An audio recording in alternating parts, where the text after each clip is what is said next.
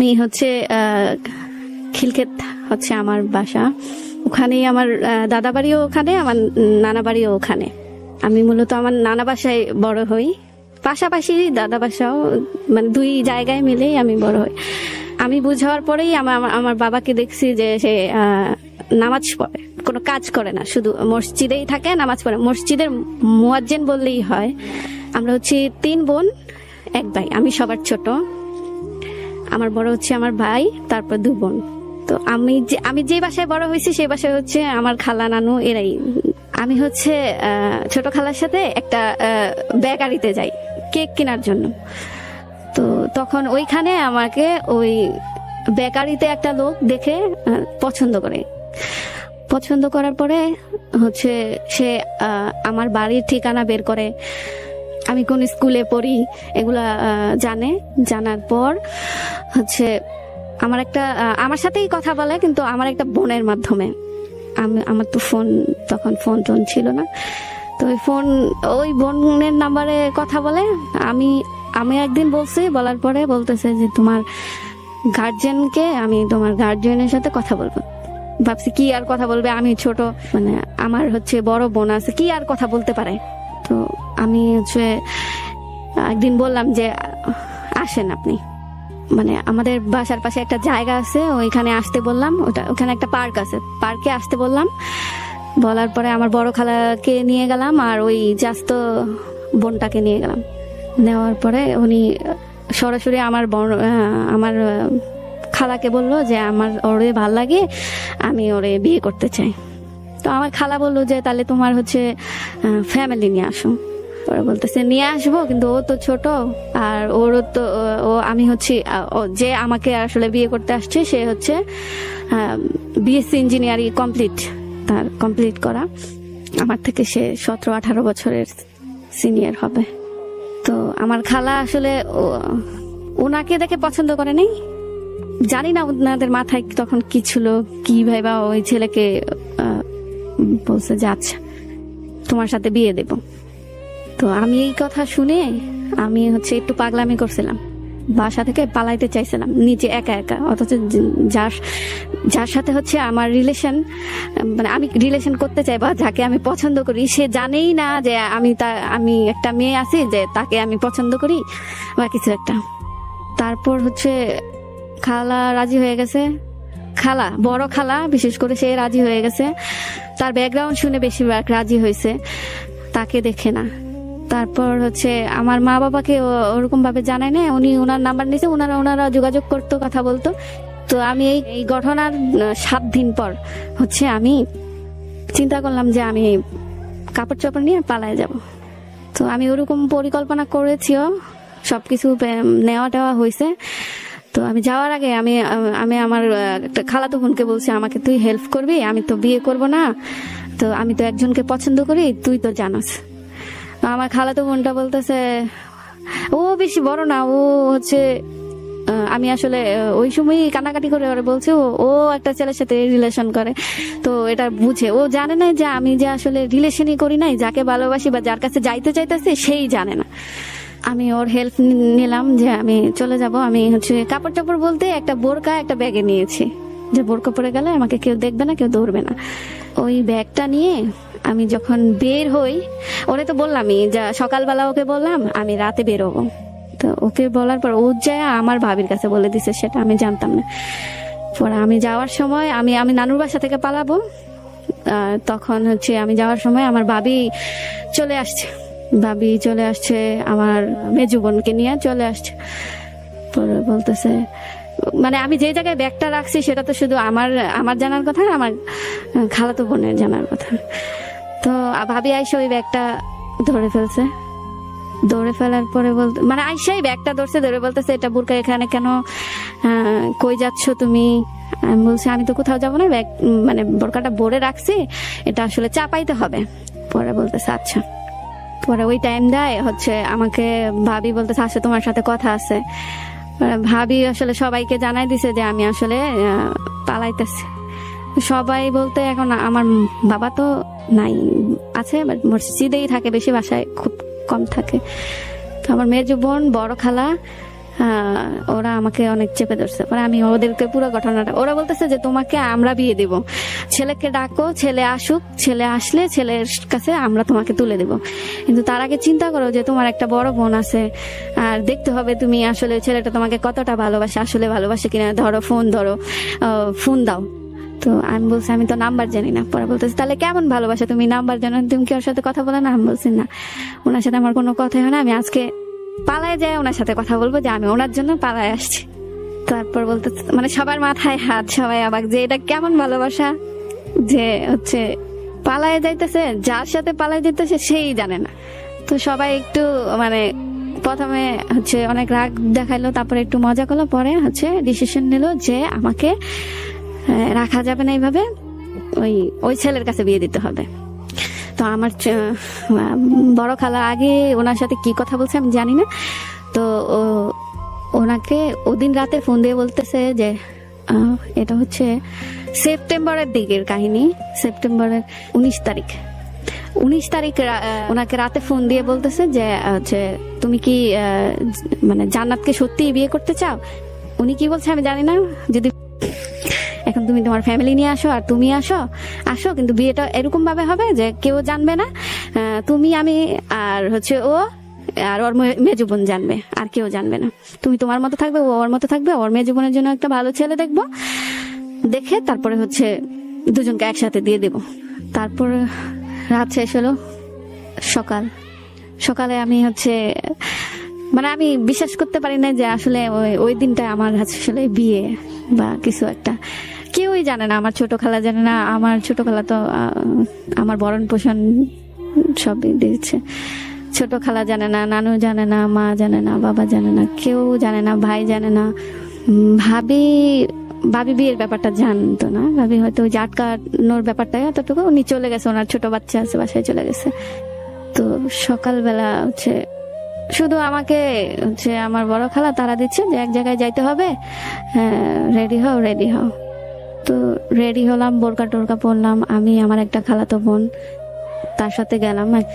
জায়গাটার নামটা আমার আসলে মনে নাই, একটা সিএনজিতে উঠছি, ওঠার পরে গেলাম, যাই দেখলাম একটা রুমের মতন, ওটা আসলে একটা কাজী অফিস ছিল। সেটা আমি অনেক পরে বুঝতে পারি যে কাজী অফিস। আমি সাধারণত ছোটবেলা থেকে বিয়ে যেরকম দেখে আসছি ওরকম বিয়ে না এটা, আমি ওটাকে স্বাভাবিকভাবে নিচ্ছি। এখানে যা করার করব, আমি যা করতে বলে ওনারা, মানে আমার খালা বা যারাই যা করতে বলে আমি করব। করে ওখান থেকে বের হয়ে আমি আবার ওই ভাইয়াটার কাছে যাব, ওই ভাইয়াকে আমি বলবো আমার ভালোবাসার কথা, তার জন্য আমি পালায় আসছি। মানে আমি আমার মতো করে, মানে আমি যেটা স্বপ্ন দেখি ঠিক সেটাই আর কি মনে মনে ভাবি যে আমি এটা করব, ওনার কাছে যাব, আমি এখান থেকে একবার ছাড়া পাই। তো এখানে হচ্ছে কাজী ছিল, তারপরে হচ্ছে আমাকে আগে হয়তো কাজী সব ঠিকঠাক করে ছিল। আমার হচ্ছে জন্ম নিবন্ধন ওইটাতে আমার হচ্ছে বিয়ের বয়স হয় নাই। তো ওই ছেলেটা মানে আমার যার সাথে বিয়ে হয়েছে সে একটা সিটি কর্পোরেশন থেকে কিছু একটা বানাইছে। আমি মানে ওনারা কথা বলতেছে, আমি তখনও জানি না সিটি কর্পোরেশন কি আসলে, এগুলো আমি জানি না। তো ওরা কথা বলতেছে, আমি একটু শুনতেছি। যাই হোক, ওরা আগেই সব রেডি করে রাখছে। আমি গেলাম, আমি যাওয়ার পরে বসলাম, সাইন দিলাম। সাইন দেওয়ার পরে মানে আমার কাছে একটা মজা, ওইখানে মানে আসছি একটা কাজটা শেষ করে আমি ছাড়া পাবো, এরকম একটা বিষয় আমার কাছে। তো আমি সাইন করলাম, উনি সাইন করলো।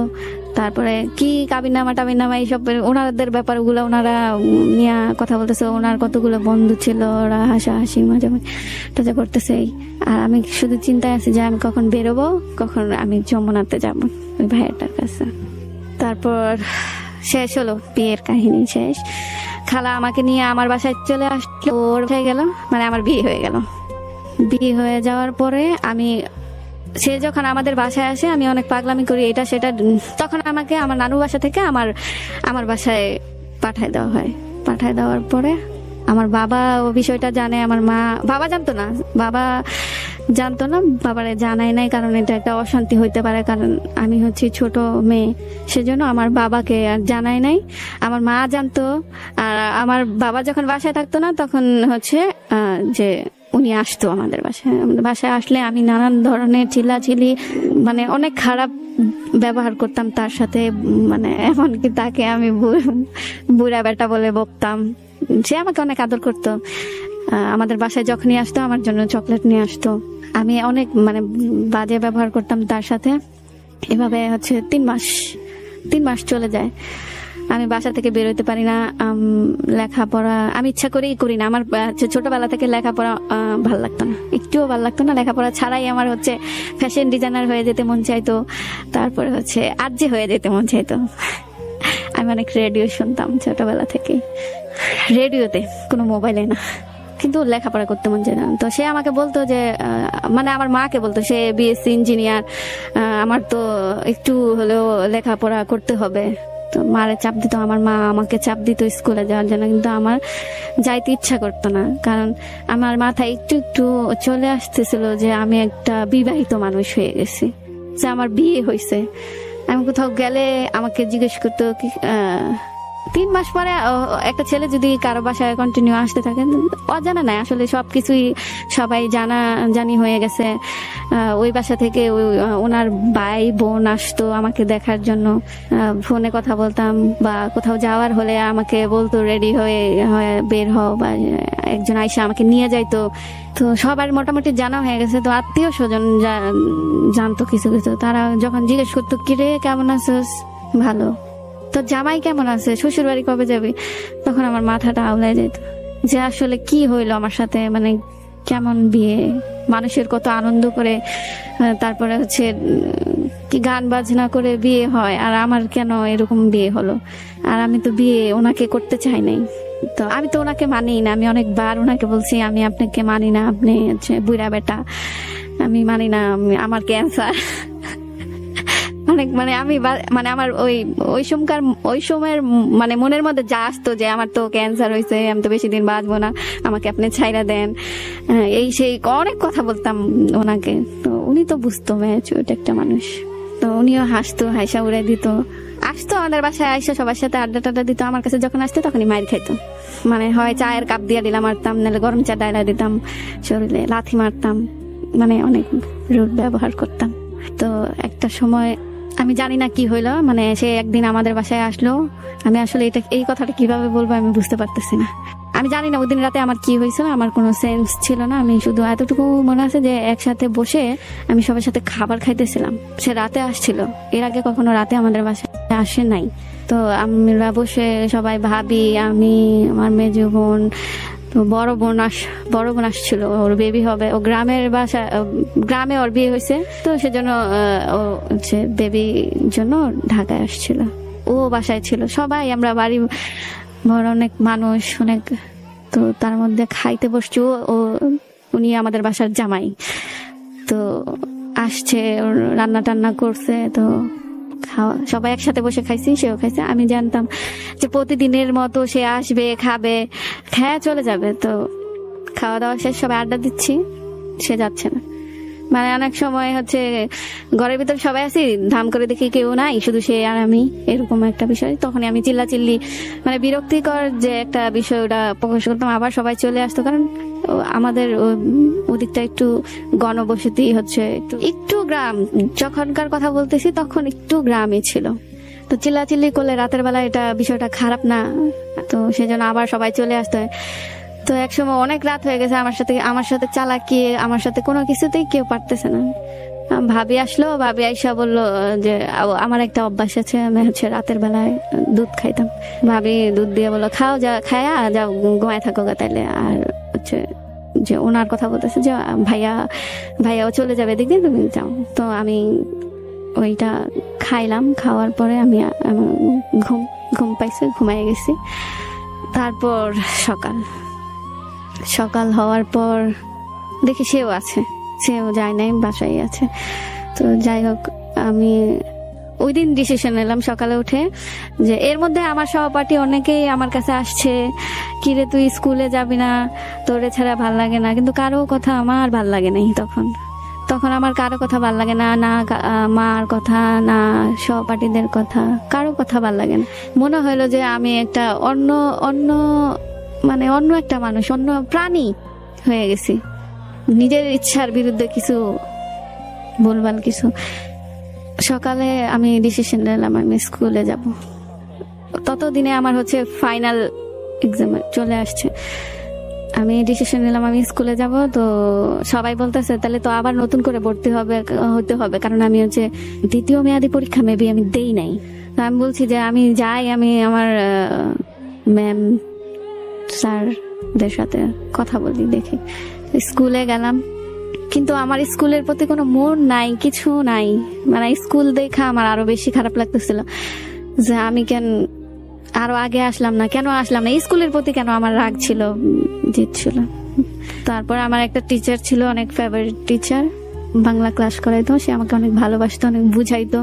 তার কাছে মনে হইতো আমি একদম একদম একটা হচ্ছে কি মগা টাইপের মেয়ে, মানে একটু চালাক কম, কিন্তু আমি চালাক ছিলাম। তো সে তার কাছে গেলাম, তখন আমি ম্যামকে সব শেয়ার করলাম যে ম্যাম আমার তো যে বিয়ে হয়ে গেছে এই সেই। অবশ্য আমার ম্যামরাও আমি যখন স্কুলে না গেছি তারাও আমার বাসায় গিয়েছিল আমাকে বুঝানোর জন্য।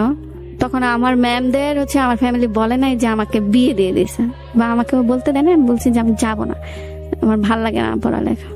তো আমি এবার স্কুলে যাই সব সত্য বলে দেওয়ার পরে হচ্ছে বলতেছে যে আচ্ছা যাই হোক, হয়ে গেছে, যেহেতু তোমার সুযোগ আছে যে তুমি লেখাপড়া করতে পারবা, তো লেখাপড়া করো, তুমি আবার ভর্তি হয়ে যাও, এখন তো পরীক্ষা দিতে পারবা না ফাইনাল। পরে আমি বলছি আচ্ছা ভর্তি হব, এটা বলে চলে আসছি। চলে আসার পরে কয়েকদিন হচ্ছে সে ফোন দিত, আমি বলছি আপনি আমার চোখের সামনে আইসেন না। তো সে আসতো না আমাদের বাসায়, সেও একটু ব্যস্ত ছিল, মানে ব্যস্ত হয়ে পড়ে আর কি। আমি একদিন মানে অসুস্থ হয়ে পড়ি, হঠাৎ মাথা ঘুরে পড়ে যাই। পড়ে যাওয়ার পরে হচ্ছে আমাকে মানে আমার পাশে মানে একটা ফার্মেসি, এমনিতে ফার্মেসি, ওখানে নিয়ে গেছে। নিয়ে যাওয়ার পরে হচ্ছে প্রেশার টেশার মাপলো, কি কি কি করলো।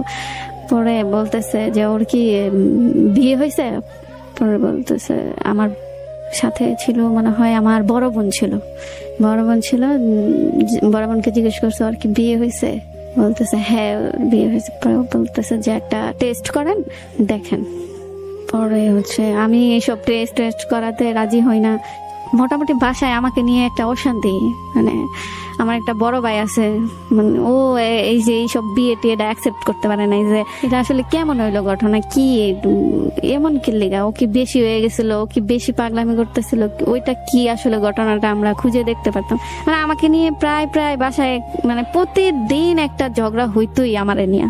এখন আমার দোষ থাক আর না থাক, আমারই দোষ, আমি মানে অনেক করতাম। তো একদিন সকালে টেস্ট করানোর পরে, একদিন না সরি 4 মাস পর আমি এই মানে মাথা ঘুরায় পড়ার পরে হচ্ছে আমি এত অসুস্থ থাকি, কিন্তু আমি কারো কাছে যাই না, আমি কারোর সাথে মিশি না। সোজা কথা, আমার এই বিয়ের পরে আমি কারোর সাথে মিশি না, কোনো বান্ধবী না, কোনো ফ্রেন্ড না, কোনো কারোর সাথে মিশি না। আমি শুধু একা একা যেখানে হচ্ছে একদম নীরব, আমি সেখানে বসে থাকি। আমার একটা বসার জায়গাও ছিল, মানে আমাদের বাসার পাশে একটা পুকুরের ধারে বসে থাকতাম, ওখানে প্রচুর রোদ, মানে কোনো ছায়া নাই, ওই রোদের মধ্যে বসে থাকতাম 4 মাস এরকম সবার থেকে দূরে থাকে। তো সবাই বিরক্ত হয়ে মানে আমার হাল ছেড়ে দিছে যে আচ্ছা ওর মতো থাকুক। তো একদিন হচ্ছে এর মধ্যে আমি হচ্ছে আবার সেন্সলেস হয়ে গেছি, সেটা হচ্ছে বমি করতে করতে। আর আমার বমির প্রবলেমটা ছোটবেলা থেকেই, মানে মানে খাবার দাবার খাওয়ার পরে আমার একটা মানে বমি ভাব আসে। তো সবাই ভাবছে ওইটাই হয়তো, তাদের ওইটা মাথায় নাই যে আমি আমার অন্য কিছু হইতে পারে। তো 4 মাস হয়ে গেছে। 4 মাস হওয়ার পরে তখনও আমাকে হচ্ছে হসপিটালে ফার্মেসিতে নিয়ে গেছে। নিয়ে যাওয়ার পরে হচ্ছে আবার ওই ওষুধ টষুধ, প্রেশার নাই, মেয়ে কি খাওয়া দাওয়া করে না, এগুলা বলে দিল। দেওয়ার পরে বাসায় আসলাম সকালের দিকে, মেবি এই কাজ মানে এই ঘটনাটা হয়েছে। আর হচ্ছে বিকালের দিকে আমি আমার ছোট চাচির বাসায় যাই। যাওয়ার পরে আমি তখনও হচ্ছে যে আমি কি পরি, হচ্ছে বাচ্চাদের পোশাকই পরি, ফ্রক টাইপের পোশাক পরি। তো আমি যাই আমার চাচির সাথে আমি কথা বলতেছিলাম। কথা বলার পরে হঠাৎ মানে আমি বুঝতে পারতেছি না এই জিনিসটা আসলে বলাটা কতটা ঠিক হবে না। তো হঠাৎ আমি 2টা হাঁটু উঠায়া খাটের উপরে বসছি, মানে বসে মানে মোড়া টোড়া ছাড়া যেভাবে 2 হাঁটু উঠায় বসে, ওইভাবে খাটের একটা কোণায় বসে আমি হচ্ছে কার্টুন দেখতেছিলাম আর আমার চাচির সাথে গল্প করতেছিলাম।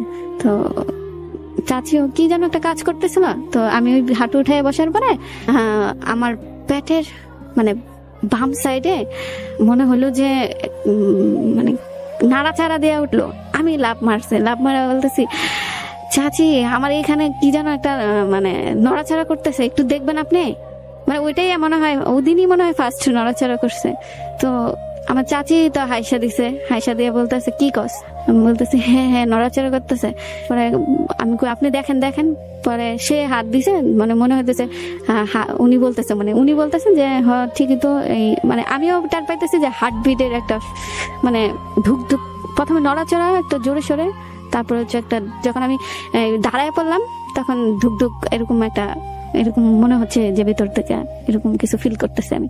পরে আমার চাচি তো হাসি দিতেছে, মানে সে খুশি যে আসলে উনি তো বুঝতে পারছে যে আসলে কি হয়েছে। তো উনি আমার মার কাছে শেয়ার করে। তো আমার মা বলতেছে যে এরকম কিছুই হইব, বুঝতে পারছি, রোদে বসে থাকে। এর আগে সবাই ভাবছে যে আমার হয়তো বড় কোনো রোগ হয়েছে, কিডনি নষ্ট হয়ে গেছে। মানে ওরা আলোচনা করতো আমার রোদে বসে থাকা দেখা। তো একটু শীত ছিল তখন, অত বেশি শীত না যে 24 ঘন্টায় মানে ঘুম থেকে উঠে এই রোদে যাইতে হবে, বা দুপুরে একটু বাসায় যায় খাওয়ার পরে এই রোদে যাইতে হবে, এরকম শীত ছিল না। কিন্তু আমি রোদেই থাকতাম বেশিরভাগ। আর হচ্ছে ওই টাইমে একটু ঘন বমি করা শুরু করে দিলাম। মা জানার পরে সবাই জানছে, ওনাকেও বলছে। এর মধ্যে ওনার সাথে আমার ফোনে কথা বলতো, উনি আসতো না। ফোনে একটু কথা হয়তো, বা আমার কিছু লাগলে সেটা আমি বলতাম না, আমার মা বলতো যে ওর এটা লাগবে সেই। তো ওনাকেও খবর দেওয়া হয়েছে যে না, এর মাঝখানে হয়তো আসছে, বেড়াইতে আসার মতো আসছে। তো ওনাকে খবর দেওয়া হয়েছে যে ওর তো এরকম হয়েছে, তো ওরে তো ডাক্তার কাছে নিয়ে যেতে হবে। উনিও তো অনেক খুশি হয়েছে। তো উনি বলতেছে যে আমি আসতেছি, আমি ওকে ডাক্তারের কাছে নিয়ে যাবো। তো আমার মনটা একটু চেঞ্জ, হ্যাঁ যাইতে হবে ডাক্তারের কাছে। যে হ্যাঁ ওনারা বলতেছে যে আমার হচ্ছে বেবি আছে। তো আমি তো বুঝতেছি না, আমি বিশ্বাসই করতেছি না কেন কিসের বেবি আমটা যে। তো আবার অনেকে আমার সামনে আইসা, আমার ফুপিরা বা অনেক চাচিরা আইসা বলতেছে যে ও তো একটা বাচ্চা, তাহলে কেমনে ও বাচ্চা পালবে এই সে। আমি বলতেছি দূর, আপনারা এইসব কি বলতেছেন এইসব, আমি ওইসব কথার মধ্যে থাকতেছি না, আমার কাছে বিরক্ত লাগে। তো নিয়ে গেছে হসপিটালে। যাওয়ার পরে আমাকে ডক্টর বললো যে হ্যাঁ তোমার তো বেবি কি সুন্দর নড়তেছে, এভাবে বলতেছিল যে আমার বেবি আছে আমার 5 মাস। শুনলাম, চলে আসলাম। তো তখন ওনার ফ্যামিলিকে জানানো হয় যে, এর আগে ওনার ফ্যামিলিরা জানে, সবকিছুই ভালো ছিল, মানে আমাকে নিতেও আসছিল, আমি যাই নাই, যে পাগলামি করলাম যে যাইতে চাই নাই। যখন বেবির কথা শুনে তখন হচ্ছে আমার যে শাশুড়ি ননদ এরা আমার সাথে কেউ মানে যোগাযোগ করে না। তো উনি শুধু যোগাযোগ করে আমার সাথে, উনি বলতেছে যে আমার বোনের তো বিয়ে হয় নাই, তোর বিয়ে হলেই আমি তোমাকে নিয়ে আসবো, ভালোভাবে নিয়ে আসবো। বা আমার মা এদেরকে বলতো। আমার মারা আসলে কেমন টাইপের একটা লোক, মানে এত সরল সোজা, মানে তাদের উচিত ছিল তখন যে এরকম যেহেতু 2 ফ্যামিলি বসা দিয়ে দেওয়া বা কিছু একটা, আমাকে পোষার তো কোনো প্রয়োজন ছিল না। একটা শুক্রবার মানে তখন বেবির কয় মাস, 6 মাস হবে হয়তো, 6 বা 7 মাস হবে। আসলে অত কিছু মনে রাখার মতো তখনও মন মানসিকতা ছিল না। আর এখন তো হঠাৎ করে মনে হয় যে তখন ওই সময়টা এইরকম হয়েছে, ওরকম হয়েছে। তো এক শুক্রবার আমার এক পাড়া প্রতিবেশী আমাকে আইসা বলতেছে যে তোর ননদের বিয়ে, তুই এখানে যাস নাই, তোদের দাওয়াত দেয়নি। আমি বলতে কি বলেন আন্তাজি। আমি তাকে ফোন দিলাম, অনেক ফোন দিলাম, ধরলো না। পরের দিন মানে আমার বাসায় আমি জানালাম ব্যাপারটা এরকম যে ওনার বোনের বিয়ে, তো আমাদের কিছু বললো না বা আমাকে কিছু জানায় না, আমার ফোন ধরে না। আবার এদিকে আমার ডাক্তারের কাছে যাওয়ার সময় হয়ে গেছে। তো আমার বাসার লোকজনের কোনো সে নাই যে এটা তো একটা গুরুত্বপূর্ণ জিনিস, আসলে খোঁজ খবর নিতে হবে। তারা তো এত গাদা ছিল না, মানে এতটাও সরল সোজা ছিল না, যে আর বেশি দূরত্ব ছিল না আমার শ্বশুর বাড়ি থেকে আমার বাসা। তারা খোঁজ খবর মানে নেওয়াই বন্ধ করে দিছে, যে দরকার নাই, নিবই এক সময়, এরকম একটা তাদের বিষয় হয়ে গেছে। কেন এটা কি আমার উপর রাগ করে নাকি আমি আসলে জানি না। তো আমি আমার ফ্যামিলিকে জানাই যে উনি আমার ফোন ধরতেছে না, আবার ওনার বোনের বিয়ে। কিন্তু আমার ভিতরে কেন জানি খা খা করতেছিল, আমার ভিতরে ভয় ভয় লাগতেছিল। তো আমি হচ্ছে আমার শাশুড়িকে ফোন দেই, মানে ওনার মাকে ফোন দেই। দেওয়ার পর হচ্ছে উনিও ফোন ধরছে না। পরের দিন হচ্ছে আমার হাজবেন্ড, উনি আমাকে ফোন দেয়, দিয়ে বলতেছে আরে বইলো না, তোমাকে বলি নাই তুমি অসুস্থ, তোমার বাপ মারা আসবে না, এই সেই আমাকে 9-6 যা আছে বুঝাচ্ছে। মানে আমার ননদের বিয়ে। পরে আমি বলছি আচ্ছা সমস্যা নেই। পরে আমি বলতেছি আপনি বিয়ে করেন নাই তো? আমার তো কেন জানি মনে হচ্ছে আপনি বিয়ে করতেছেন, বিয়ে করে ফেলছেন, ওই দিন আপনারও বিয়ে ছিল। পরে গেছি তুমি এসব কি বলো, এইগুলা বাজে কথা এগুলো। মানে আমাকে যেভাবে তার বুঝানো দরকার সে বুঝাইছে। তারপর একদিন সে আসছে, আসার পরে কেন জানি আমার কাছে সে মানে আমার কাছে আসতেছে না, মানে মানে দূরে থাকাই এই নাও টাকা, ডাক্তার দেখাই নিও কারণে নিয়ে, আমাদের বাসায় আসছে কারণে নিয়ে ডাক্তার দেখাই নিও বগিচগি এগুলা বলতো, বলে চলে গেছে। যাওয়ার পরে আবার ফোনে পাচ্ছি না তাকে, তখন মেবি 8 মাস চলে। আমি এতটাই মানে অসুস্থ হয়ে গেছি, তখন আমার তার খোঁজ নেওয়ার শক্তি নাই। আর আমার ফ্যামিলি থেকে একমাত্র আমি তার খোঁজ খবর নিতাম, যে কই আছে, সে কি করে, আসবে কিনা। আর কেউ তার সাথে কোনো কথাও বলতো না, সবাই সবাইকে নিয়ে ব্যস্ত, আমাকে নিয়ে কেউ ব্যস্ত না। তো একদিন আমি হচ্ছে একটা ভুল করে ফেলি, ভুল একটা কাজ করে ফেলি, যার কারণে হচ্ছে যে বেবিটার কোনো ক্ষতি হতে পারতো। তখন আমার নানুর বাসার মানুষরা জানতে পারে যে আমি এই কাজটা করছি, মানে যে এই কাজটা করছি ওটা আমি ইচ্ছাকৃত ভাবে করি না, আমি এটা যে হবে আমি এটাও জানতাম না। তো আমার ছোট খালা বলতেছে তাইলে ওরে যায় নিয়ে আসো। আমি ওই বাসায় কমফোর্ট সবসময় ওই বাসায় থাকছি কয়েক বছর বলতে 1 বছর আমার বাসায় আমি আর কি ছিলাম। তো ওই বাসায় নিয়ে যাওয়ার পরে থাকলাম ওই বাসায়। তো আমাদের একটু ওই সময় আমার যে বিয়েটা, ওই সময় আসলে সবাই আমাকে খেয়াল করতে পারে না, তার উপরে একটা কারণ আছে, তখন হচ্ছে আমাদের বিশাল একটা ঝামেলা চলতেছিল। এরকম একটা ঝামেলা চলতেছিল যে হয়তো বাড়িটাই নাই থাকতে পারে, এরকম একটা ঝামেলা চলতেছিল। সেটাও একটা আমার দিকে মনোযোগ না দেওয়ার কারণ। তো তখন ওই বাসায় যাওয়ার 1 সপ্তাহ 2 সপ্তাহ পর আমার ছোট খালা আমাকে বলতেছে যে, আমার হাজবেন্ডের নাম ধরে বলতেছে যে ওর কি খবর কি। আমি বলছি যে খালা আমি তো ওনার সাথে আমার কথা হয় না। কতদিন? আমি বলি প্রায় 1 মাস হয়ে যাবে, আমি ওনার কোনো কথাও মানে ফোনেও পাচ্ছি না, বা উনি আসেও না, আর আমি তো যাওয়া পসিবল না, বা অন্য কেউ খোঁজ খবর নিচ্ছে না। পরে কি করছে এগুলা, মানে আমার খালা কইতেছে যে কি করছে এগুলা, দাঁড়া আমি এখানে খোঁজ নিতেছি। তো সেদিন আবার হচ্ছে সবার ইচ্ছা হচ্ছে যে ওই বাসায় হচ্ছে ফার্স্ট বেবি, ওই আমার নানু বাসায় তো কারো আর মানে আমাদের খালাদের পরে আর কারো বিয়ে হয়নি। একটা খালাতো বোনের বিয়ে হয়েছে, কিন্তু ওর হচ্ছে বেবি নাই, আর হলেও তো ওর শ্বশুর বাসায় থাকবে। তো আমার বেবিটাকে নিয়ে সবাই অনেক মানে অনেক আনন্দ, যে অনেক বছর পরে, মানে আমার একটা ছোট খালাতো ভাই আছে, ওর পরে অনেক বছর পরে হচ্ছে আমার বেবি। সবাই অনেক কেয়ার করে, অনেক কেয়ার করে। মানে আমাকে পাইছে 3 মাস না সরি 2 মাস ওনাদের কাছে ছিলাম। তো সবাই ওই 2 মাস অনেক কেয়ার করছে। হচ্ছে এখন আমার হচ্ছে অনুষ্ঠান, 7 মাসের অনুষ্ঠানের সময়টা চলে গেছে। আমি দেখছি আমার বড় বোনের 7 মাসের অনুষ্ঠান মানে এত সুন্দর করে করছে, এত বড় করে করছে, মানে অনেক বড়, অনেক সুন্দর লাল শাড়ি দিয়ে ওরে সাজাইছে, হলুদ দিছে। মানে আমরা গাড়ি দিয়ে ওর শ্বশুর বাড়ি গেছি, 2-3টা গাড়ি দিয়ে, অনেকেই সবাই শাড়ি পরছে, ওরে অনেক গিফট করছে। মানে ওইটা দেখে আমার মনে হয়েছিল যে আমারও এরকম হবে। তো আমি ওই আমার খালার কাছে এই জিনিসটা শেয়ার, আমার টাইমটা চলে গেছে, তাও আমি খালার কাছে আমি শেয়ার করছি যে আমার কি হবে না, আমাকে কেউ লাল শাড়ি দিবে না। পরে আমার খালা তখনই বলতেছে যে আজকেই তাহলে তোর ওই দিন, আজকেই হচ্ছে তোকে লাল শাড়ি দেওয়া হবে। তো আমাকে একটা লাল শাড়ি এনে দিয়েছে। পরে বলতেছে এটা পরবি বিকালে। তো পরছি, পরার পরে বড় খালা আর ছোট খালা মিলে বলতেছে যে এখন তোরে নিয়ে ঘুরতে যাব। কারণ আমার কেউ নাই, ওনারা ততক্ষণ আমাকে জানায় নাই, ততক্ষণ ওনারা বুঝে গেছে যে ও হচ্ছে আমার সাথে মানে থাকবে না, মানে আমার হাজবেন্ড। ওনারা বুঝতে পারছে, আমি কিন্তু বুঝি নাই। ওই দিনই বুঝছি যে ওনারা ঘুরতে নিয়ে যাচ্ছে। মানে একটু আমার মনেও কেমন যেন লাগতো, কিন্তু আমি শিওর না।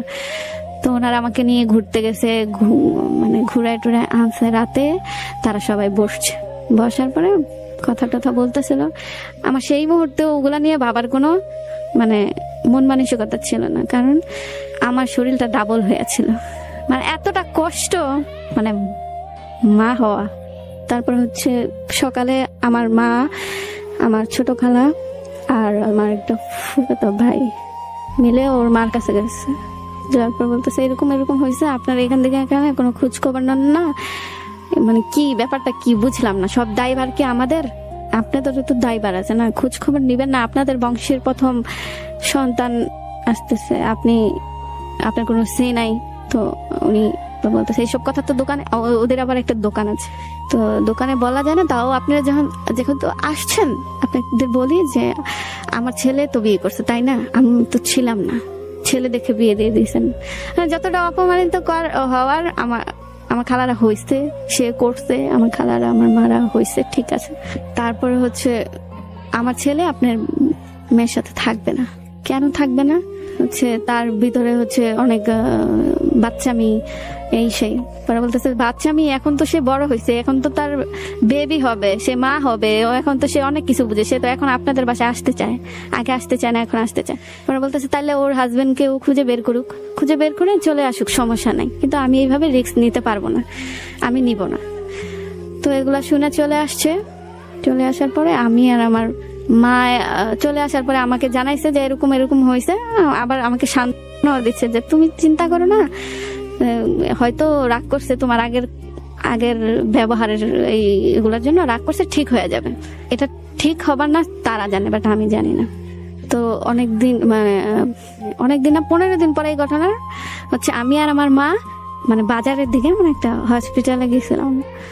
আসার সময় আমি ওদের দোকানের দিকে তাকিয়ে দেখি যে ও দোকানে। আমি বলছি মা, ও তো দোকানে, চলো দোকানে যাই। তো গেলাম, যাওয়ার পর আমাকে বলতেছে, আমি বলছি আপনি কই ছিলেন এতদিন?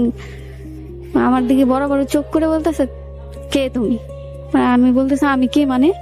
ওরা বলতেছে তোমার সাথে কথা হবে বাসায় যাও, আমার মা কথা বলবে তোমার সাথে, আমি কোনো কথা বলবো না। আমি বলছি আপনার মার কাছে গেছে, আমার ফ্যামিলি বলতেছে যে আপনার সাথে, আপনাকে ধরার জন্য, এখন আপনাকে ধরছে, আপনি বলতেছেন। তো সে তো চিল্লা টিল্লা একদম রাস্তার মানুষ একাকার করে ফেলছে, শুধু কোনো কারণ নেই আমাকে বকতেছে ইচ্ছা মতন। তো এইরকম দেখে আমরা চলে আসছি। ওর লোকজনরা ওরে নিয়ে মানে বুক ব্যথার একটা অ্যাক্টিং করলো নাকি আসলে রিয়েল ছিল, আমি আসলে এখন বলতেছি যে অ্যাক্টিং ছিল, আমি জানি না। তো ওর ফ্যামিলি ওকে নিয়ে চলে গেছে। তো আমি আমার ফ্যামিলিকে নিয়ে মানে আমার মাকে নিয়ে আমি চলে আসছি। আমার মারা যতটুকু বুঝে গেছে, আর আমি যতটুকু বুঝে গেছি। কিছুদিন পরে মানে আমার বেবি দুনিয়ায় আসার 1 সপ্তাহ আগে আবার বসছে সবাই। মানে আমার তো ফ্যামিলি মেম্বার অনেক বড়, আমার আত্মীয় স্বজন সবই মানে আমরা সবই এখানেই থাকি সবাই। তো আমাদের যে এক ফুফাতো ভাই আছে বড়, সবার বড়, তার অফিসে আমরা সবাই বসি। সে সেখানে সরাসরি বলে দিছে যে আমরা হচ্ছে যে বেবিটা হবে ওই বেবিটাকে নিব, এই মেয়েটাকে নিব না। কেন নিব না? দোষ নাই, কিন্তু নিতে পারবো না, নিব না। কেন নিব না? ও কি কেন নিবা না? ও কি কোনো মানে যা মুরব্বীদের বলার বলছে যে ওর কি দোষটা দেখায়, তারপরে নিও না, সমস্যা নেই। ওর একটাই কথা, আমাকে জেলে দেন, আমাকে ফাঁসি দেন, আমাকে যাই করেন, আমি হচ্ছে এই মেয়েকে আর নিব না। বেবিটাকে নিব, বেবির যত খরচ আছে দিব, বেবির দুনিয়াতে আসতে সবকিছুর, কিন্তু এই মেয়েটাকে নিব না। আমার সামনে এরকম বলতেছে যে নিব না। তো সেখানেও তারা কিছু করতে পারলো না। ও তার মধ্যে এইটা বলে উনি চলে গেছে। ওনার মা বলতেছে আসলে ওর মাথা গরম, ও হয়তো ওর সাথে অতিরিক্ত কিছু করে ফেলছে, যেটা আপনি আর আমি জানি না, কিন্তু ওদের দুজনের মধ্যে আছে। জান্নাতকে বলেন বলতে। আমি বলছি না, এরকম কিছুই তো নাই। পরে বলতেছে হয়তো আছে। মানে আমাকে বললো যে দেখো বাসায় যাও, নামাজ পড়ো, মানে ভালোভাবে থাকো, সুস্থ থাকো, বেবিটাকে সুস্থ রাখো, বেবিটা যখন দুনিয়াতে আসবে তখন তোমাকে নিয়ে আসবো, মানে যেইভাবে আনা লাগে ওইভাবে আনবো। তুমি বাসায় যাও, ওকেও খুঁজে লাগবে না, ওর সাথে কথা বলা লাগবে না, আমি তো আছি, আমি তোমাকে ফোন দিব। আর ওর মাথা ঠান্ডা হয়ে গেলে ও তোমাকে এমনিতেই ফোন দিবে, তোমার কাছে যাবে। তো আমার বাসার লোকজনও এটা বিশ্বাস করে আমাকে নিয়ে আসছে বাসায়। তার কিছুদিন পর হচ্ছে আমাকে হসপিটালে ভর্তি করে ওর ফ্যামিলির লোকজনই, ওর ফ্যামিলির লোকজন, মানে ও ছাড়া ওর মা, ওর বোন জামাই, আর আমার মা থাকে, আমার বড় খালা থাকে, নিয়ে একটা হসপিটালে আমাকে ভর্তি করে। সেখানে একটা বেবি হয়, মেয়ে বেবি হয় একটা আমার।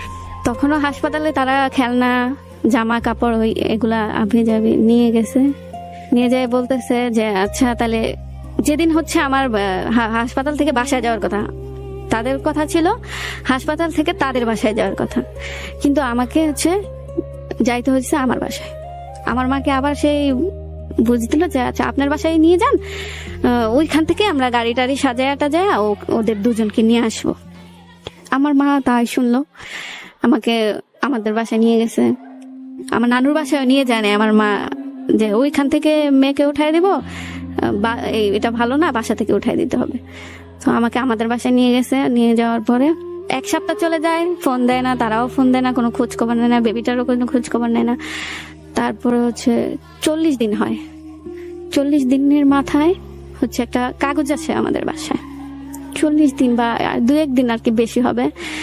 তো এই কাগজটা আমার মা নেওয়ার পরে বড় চাচার ছেলে ছিল, ছেলে বলতেছে দাঁড়ান, কাগজটা আগেই খুললেন না। ওই যে কাগজটা নিয়ে আসছে তাকে জিজ্ঞেস করছে এটা কোত্থেকে আসছে, পরে বললো যে এটা কোন উকিল না কি কোন কাজী অফিস থেকে আসছে। পরে বলতেছে দাঁড়ান, নামটা দেখি উপরে, পরে দেখলো আমার নাম দেওয়া। পরে ওই কাগজটা অ্যাকসেপ্ট করে না, কাগজটা দিয়ে দিছে।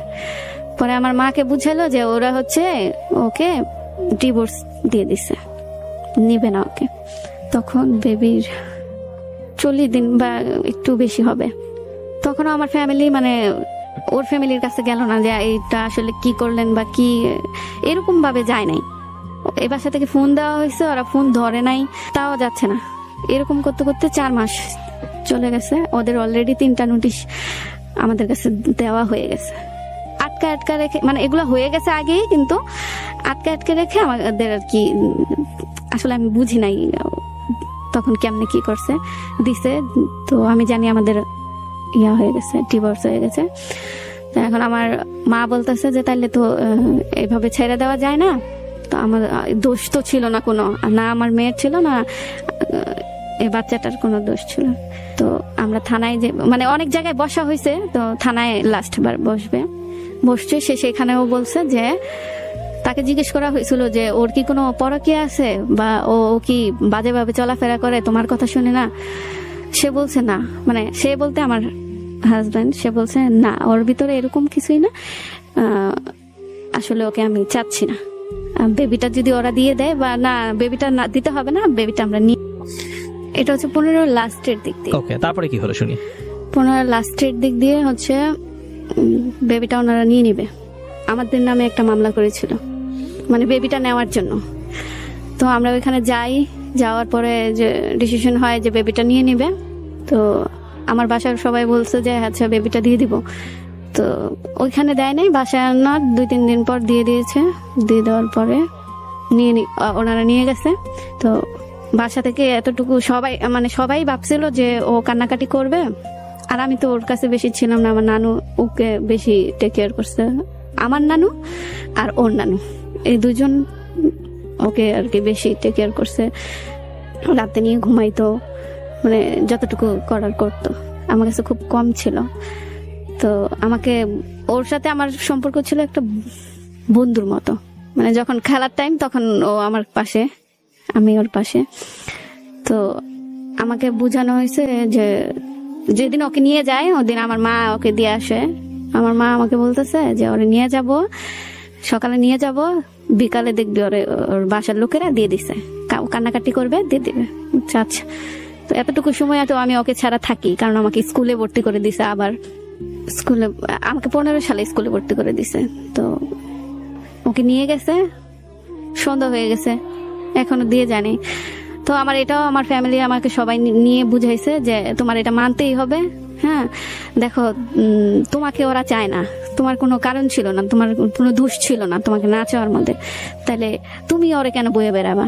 ও এখানে থাকবে, ও ভালো থাকবে, ওর ফ্যামিলি ভালো, ওখানেই থাকুক।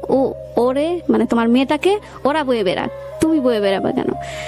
তুমি তুমি লেখাপড়া করো, ও তোমার কাছে আসবেই, তোমার যখন যাইতে ইচ্ছা করবে যাইয়া ওরা দেখে আসবা, নিয়ে আসতে ইচ্ছা করবে নিয়ে আসবে। এইভাবে আমাকে একটা বুঝ দিলাম, আমি বুঝে গেলাম যে আচ্ছা ওকে। তারপর হচ্ছে 16 সালে হচ্ছে আমি একদম ফ্রি। আমার বড় ভাই মানে বাহিরে চলে গেছে, ফ্রি বলতে আমি স্বাধীনভাবে চলাফেরা করতে পারবো, আমার মনে কোনো ভয় নেই যে ওইখানে গেলে আমার ভাই দেখলে আমাকে মারবে, ওইখানে গেলে ভাইয়ের বন্ধু ভাইকে জানাবে আমাকে মারবে, এরকম কোনো চিন্তাই আমার মধ্যে ছিল না। আমার চিন্তা ছিল যে আমার এবার বাহিরে যেতে হবে, রাস্তাঘাট চিনতে হবে, সবকিছু চিনতে হবে, সবকিছু জানতে হবে, ফ্রিডম ভাবে চলতে হবে। আমার ভাই বিদেশে চলে গেল, তখন আমি হচ্ছে আবার যমুনাতে যাই। এর মধ্যে যমুনা থেকে তো আমি একদম মানে বিরত ছিলাম। যমুনায় গেলাম শপিং করার জন্য, গেছি খালাতো বোনের সাথে, আমার মার বার্থডে গিফট কিনতে গেছি। হ্যাঁ, খালাতো বোন আর কিছু বন্ধুদের বান্ধবীদের সাথে। এর মধ্যে আপনার বাচ্চার সাথে আর যোগাযোগ করেন না, এর মধ্যে ওরাই বলে দিছে যে 6 মাসের মতো তুমি হচ্ছে এদিকে আসবা না, আর তোমাকে ওরে ভুলাইতে হবে, তো তোমাদের 6 মাসের মতো আসবা না। তো আমিও বাসায় জানাইছি, ওরা 6 মাসের মতো আমার বেবিকে আমাকে দেখতে দিবে না। পরে আচ্ছা দরকার নাই, থাক না, তোমার ভুলুক আগে। পরে আমি এটাও মেনে নিলাম। তখন আপনার বাচ্চার বয়স 1 বছর? 1 বছর কিছু বেশি। হ্যাঁ। তো ওই বাচ্চাটা কার কাছে থাকতো ওখানে? ওখানে থাকতো ওর দাদুর কাছে। আচ্ছা, দাদু আছে, ওর মা আছে, মানে ফুপ্পি আছে। ওর মা আছে বলতে? ওর বাবা ও আরেকটা বিয়ে করছে। আচ্ছা, সেটা কি আপনাকে বিয়ে করার আগে? না না, পরে। আমাকে বিয়ে করার পরে, আমি থাকাকালীন। আচ্ছা, আপনি থাকাকালীন? হ্যাঁ। সে বিয়ের কথা আপনি জানছেন কবে? এটা জানছি হচ্ছে যখন ওই যে ওকে নিয়ে গেছে, হ্যাঁ, তখন হচ্ছে একদিন আমরা ওরে দেখতে যাই। হ্যাঁ, মানে 6 মাসের আগে জোর জবরদস্তি করে আর কি। আমার নানু একটু অসুস্থ হয়ে পড়ে, আমার নানু ওরে পালছে, হ্যাঁ, তো বলতেছে ওর এবার দেখা উচিত। হ্যাঁ, তো আমরা সবাই ফ্যামিলি সবাই চলে গেছি ওদের বাসায়। হ্যাঁ। যাওয়ার পরে তো ওর দাদু ইচ্ছা করেই আমার মেজো মানে আমাকে ঢুকতে দেয়নি, হ্যাঁ, আমার মেয়ে বোনকে ঢুকতে দিচ্ছে, আমার নানুকে ঢুকতে দিচ্ছে বাসার ভিতরে, কারণ ওখানে বউ আছে, তো এর জন্য আমাকে ঢুকতে দেয়নি। আমি গেটের বাইরেই দাঁড়াইছিলাম। তো আমার মেজো বোনকে বলতেছে যে আমি বলতেছে, আমার মেজো বোন নাকি বলতেছে যে একটু একটু তাড়াতাড়ি করেন, আমাদের কাজ আছে, ওর একটু দেন, দেখে চলে যাই, আমার কলেজে যেতে হবে। পরে ওর দাদু বলতেছে তুমি কলেজে পড়ো? পরে বলতেছে হ্যাঁ। আমার বৌমা তো কলেজে পড়ে, কিন্তু এখন হচ্ছে ওই যে অসুস্থ বেবি হবে, এগুলো বলতেছে। পরে ওইখান থেকে আমার বোন জানতে পারছে যে হ্যাঁ ও আমার হাজবেন্ড, উনি বিয়ে করছে, আর আগেই বিয়ে করছে, না তাহলে বেবিটা থাকতো না, ওনারও আরেকটা বেবি। পরে ওরা দেখে চলে আসছে, ওই মেয়েটাকেও দেখছে যে ও, ওই মেয়েটা আবার জানতো যে আমি আমার হাজবেন্ডের লাইফে আছি, আমাদের এখনো ডিভোর্স হয় নাই, চাই নাই, বিয়েটা করছে।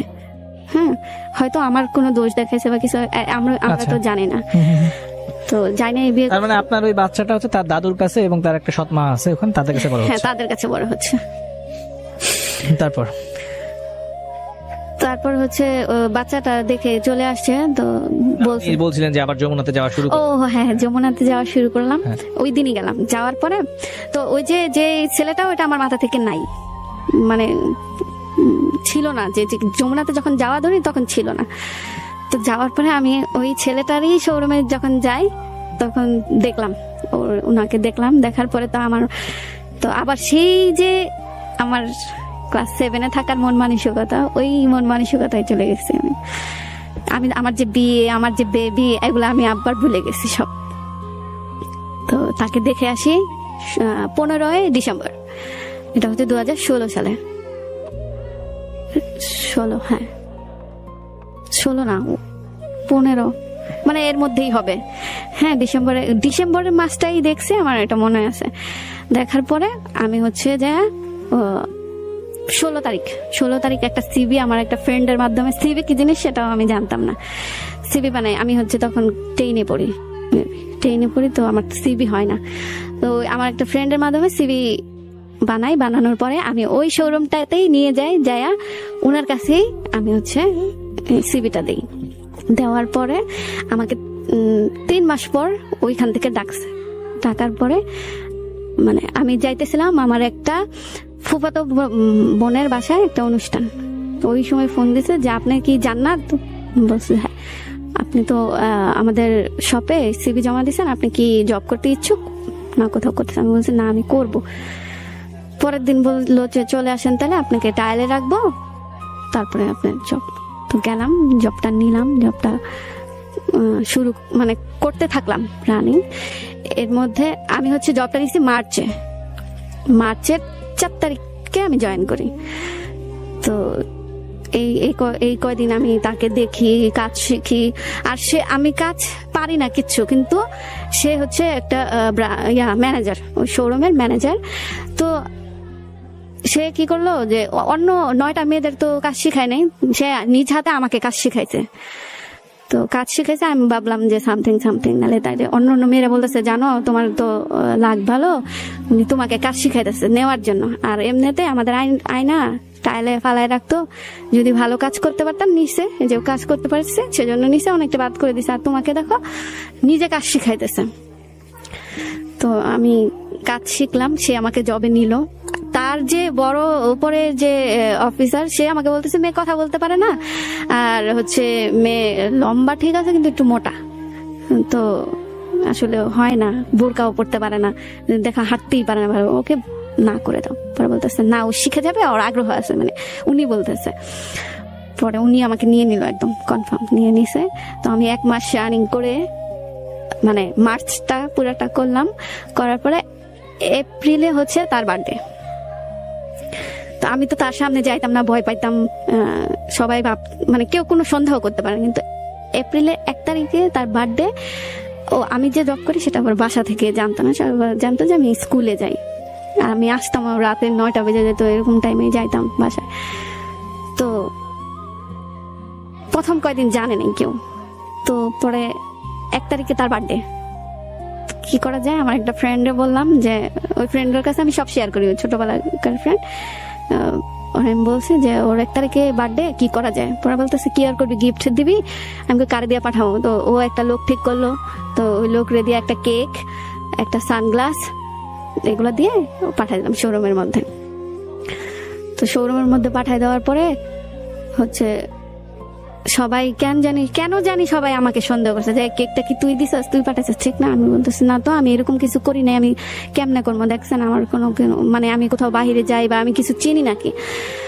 পরে হচ্ছে যাই হোক সন্ধ্যার সময় কেকটা আমরা কাটি। তো সবাইকে সে খাওয়াই দিছে, নর্মালি সবাইকে সে খাওয়াই দিছে, হাতে দিয়েছে। তো আমি যখন গেছি তার সামনে, তখন সে আমাকে কেকটা খাওয়াই দিতেছে। আমি যাতে ডস না দেয় সেজন্য আমি বাম হাতে তার হাতটা ধরে কেকটা খাইছি। তো ওইখান থেকে কেকটা খাই আসার পরে আমাকে একটা মেয়ে ধরে বলতেছে যে আপু দেখো, উনি কিন্তু ওই পাশের শোরুমের একটা মেয়ের সাথে রিলেশনে আছে, আর আমার মনে হচ্ছে কেন জানি তুমি ওনাকে পছন্দ করো। আমি না। তো শুনলাম, আমার মনটাই ভেঙে গেল যে আসলে। তারপরে হচ্ছে আমি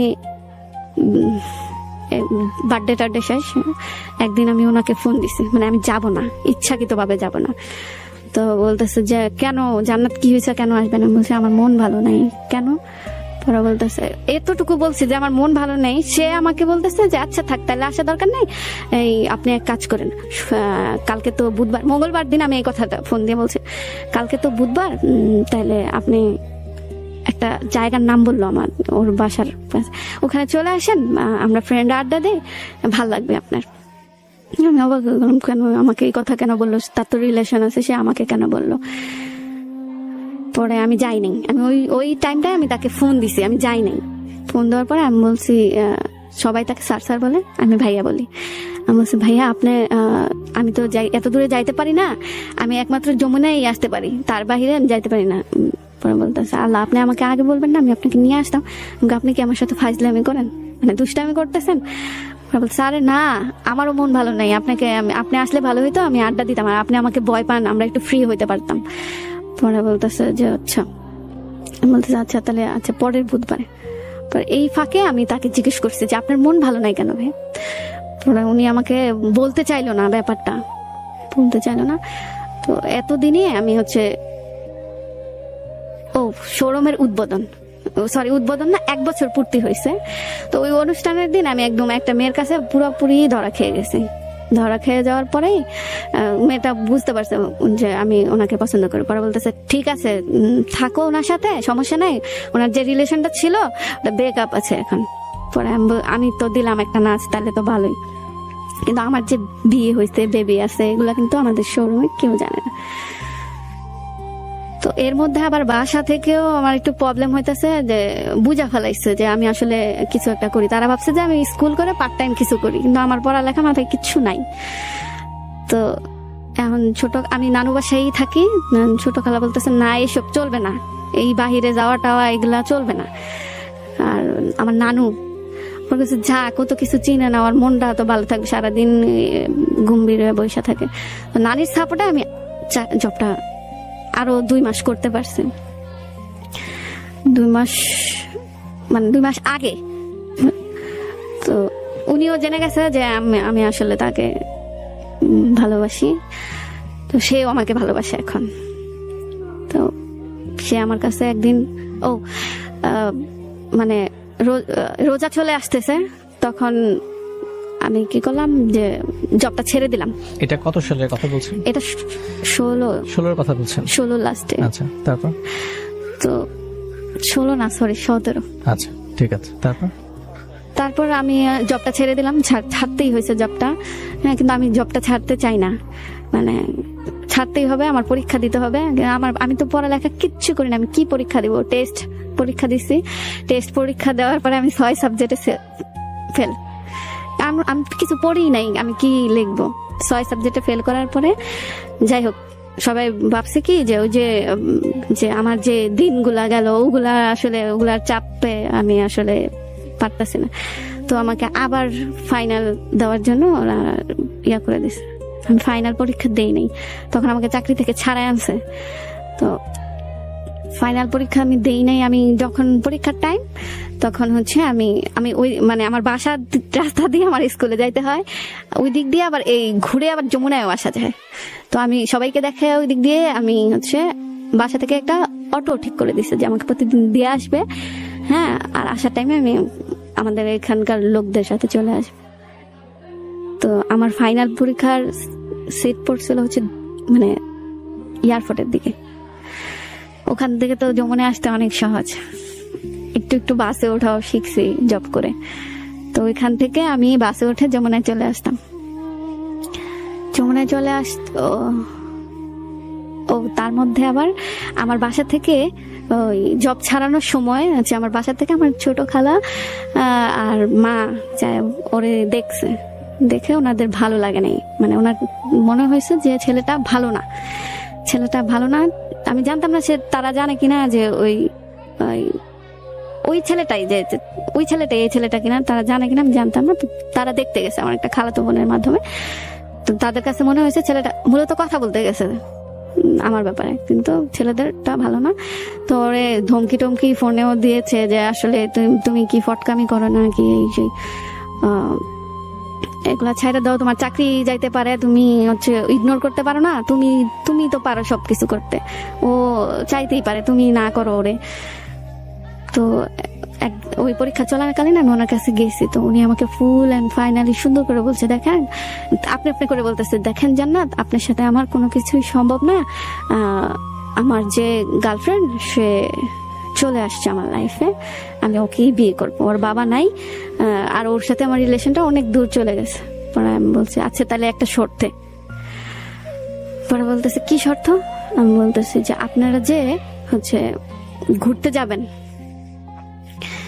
ওনারা যে আবার ঘুরতে যাবে সেটা আমাকে আগেই বলছে, তো আমাকে নিয়ে যাবেন। আমি ঢাকার বাইরে কখনো কোথাও দূরে যাই নাই, নিয়ে যাবেন। হ্যাঁ, যে কদিন থাকেন আমাকে নিয়ে যাবেন। মানে অনেক ফোর্স করার পর, আর উনিও ভয় পাইছে যে বাসা থেকে ঝামেলা করতেছে, আবার ওনার রিলেশনটাও ঠিক হয়ে গেছে। তো উনি রাজি হয়ে গেছে যে আচ্ছা জান্নাত, আপনাকে আমি নিয়ে যাব, আপনি চলেন। এক্স্যাক্টলি এই জায়গাটা একটু আমি জানতে চাই, মানে আপনি কি বললেন ওনাকে কি কন্ডিশন দিয়েছেন? ওনারা ঘুরতে যাবে ঢাকার বাইরে, কক্সবাজার। ওনারা বলতে কারা? উনি ওনার কলিগরা ঘুরতে যাবে বাইরে। হ্যাঁ হ্যাঁ। আচ্ছা, সেখানে আপনি ওদের সাথে যাবেন? হ্যাঁ যাবো। এইটা কেন বলেছেন বেসিক্যালি? ওনাকে ভুলে যাব সেজন্য। ওনাকে ভুলে যাওয়ার জন্য? হ্যাঁ। আবার ওনার সাথে আপনি ঢাকার বাইরে যেতে যাচ্ছেন? হ্যাঁ। ওকে। আমি কেন ওই মুহূর্তে এই ডিসিশনটা নিছি আমি জানি না। ওকে। তো আমি বলছি আচ্ছা যাব। পরে বলতেছে তাহলে আমার কাছে কিন্তু টাকা নাই যে আপনার খরচ বহন করব, আমাকে এটাও সে বলে দিছে। আর বলছে যে ওই কক্সবাজার থেকে আইসা যে আমরা গাড়িতে নামবো, দুজন তো দুই দিকে যাব, আপনি আমার ফোন নাম্বার ভুলে যাবেন, আমি আপনার জন্য আমার সিমটাই চেঞ্জ করে ফেলবো। হ্যাঁ, আর আমি ওইখানে থাকাকালীন, জব করাকালীন আমি একটা ফোন কিনে নিয়েছিলাম, ফোন ছিল না আমার। আমি বলছি আচ্ছা আমি রাজি। তো এখন যে ঘুরতে যাওয়ার ডেটটা আসছে, 1 সপ্তাহ আগে সে আমাকে বলতেছিল যে আসলে আমি অনেক কথা বলতেছি না, কারণ উনি এখন বিবাহিত। হ্যাঁ হ্যাঁ বলেন, ওনার নাম বাদ দিয়ে আপনি বাকি সবকিছুই বলতে পারেন। উনি তো মানে বুঝে যাবে হয়তো, উনি বুঝলে তো সমস্যা নাই। মানে উনি না, ওনার ওয়াইফ হয়তো বুঝে যাবে যদি আমি ডিটেলস সব, আপনি যতটুকু সম্ভব আমাদের, আমি যতটুকু আমার সাবজেক্ট আমি অতটুকুই বলতেছি। জি। তো উনি আমাকে বলতেছিল যে আমার তো বাবা অসুস্থ, আর হচ্ছে আমার কিছু টাকা লাগবে। সে আমাকে বলতেছিল ফোন করে যে আমরা যে ঘুরতে যাব তার 1 সপ্তাহ আগে আমার কিছু টাকা লাগবে, জান্নাত আপনি আমাকে একটু যদি পারেন আমাকে হেল্প করে দেন। তো আমি বলছি কত টাকা লাগবে? সে বলছে যে 6,000। হ্যাঁ 6,000 লাগবে। আমি এতই তার প্রেমে পাগল মানে হয়ে গেছি, 6,000 বলছে, আমি 1,000 বাড়াই দিই।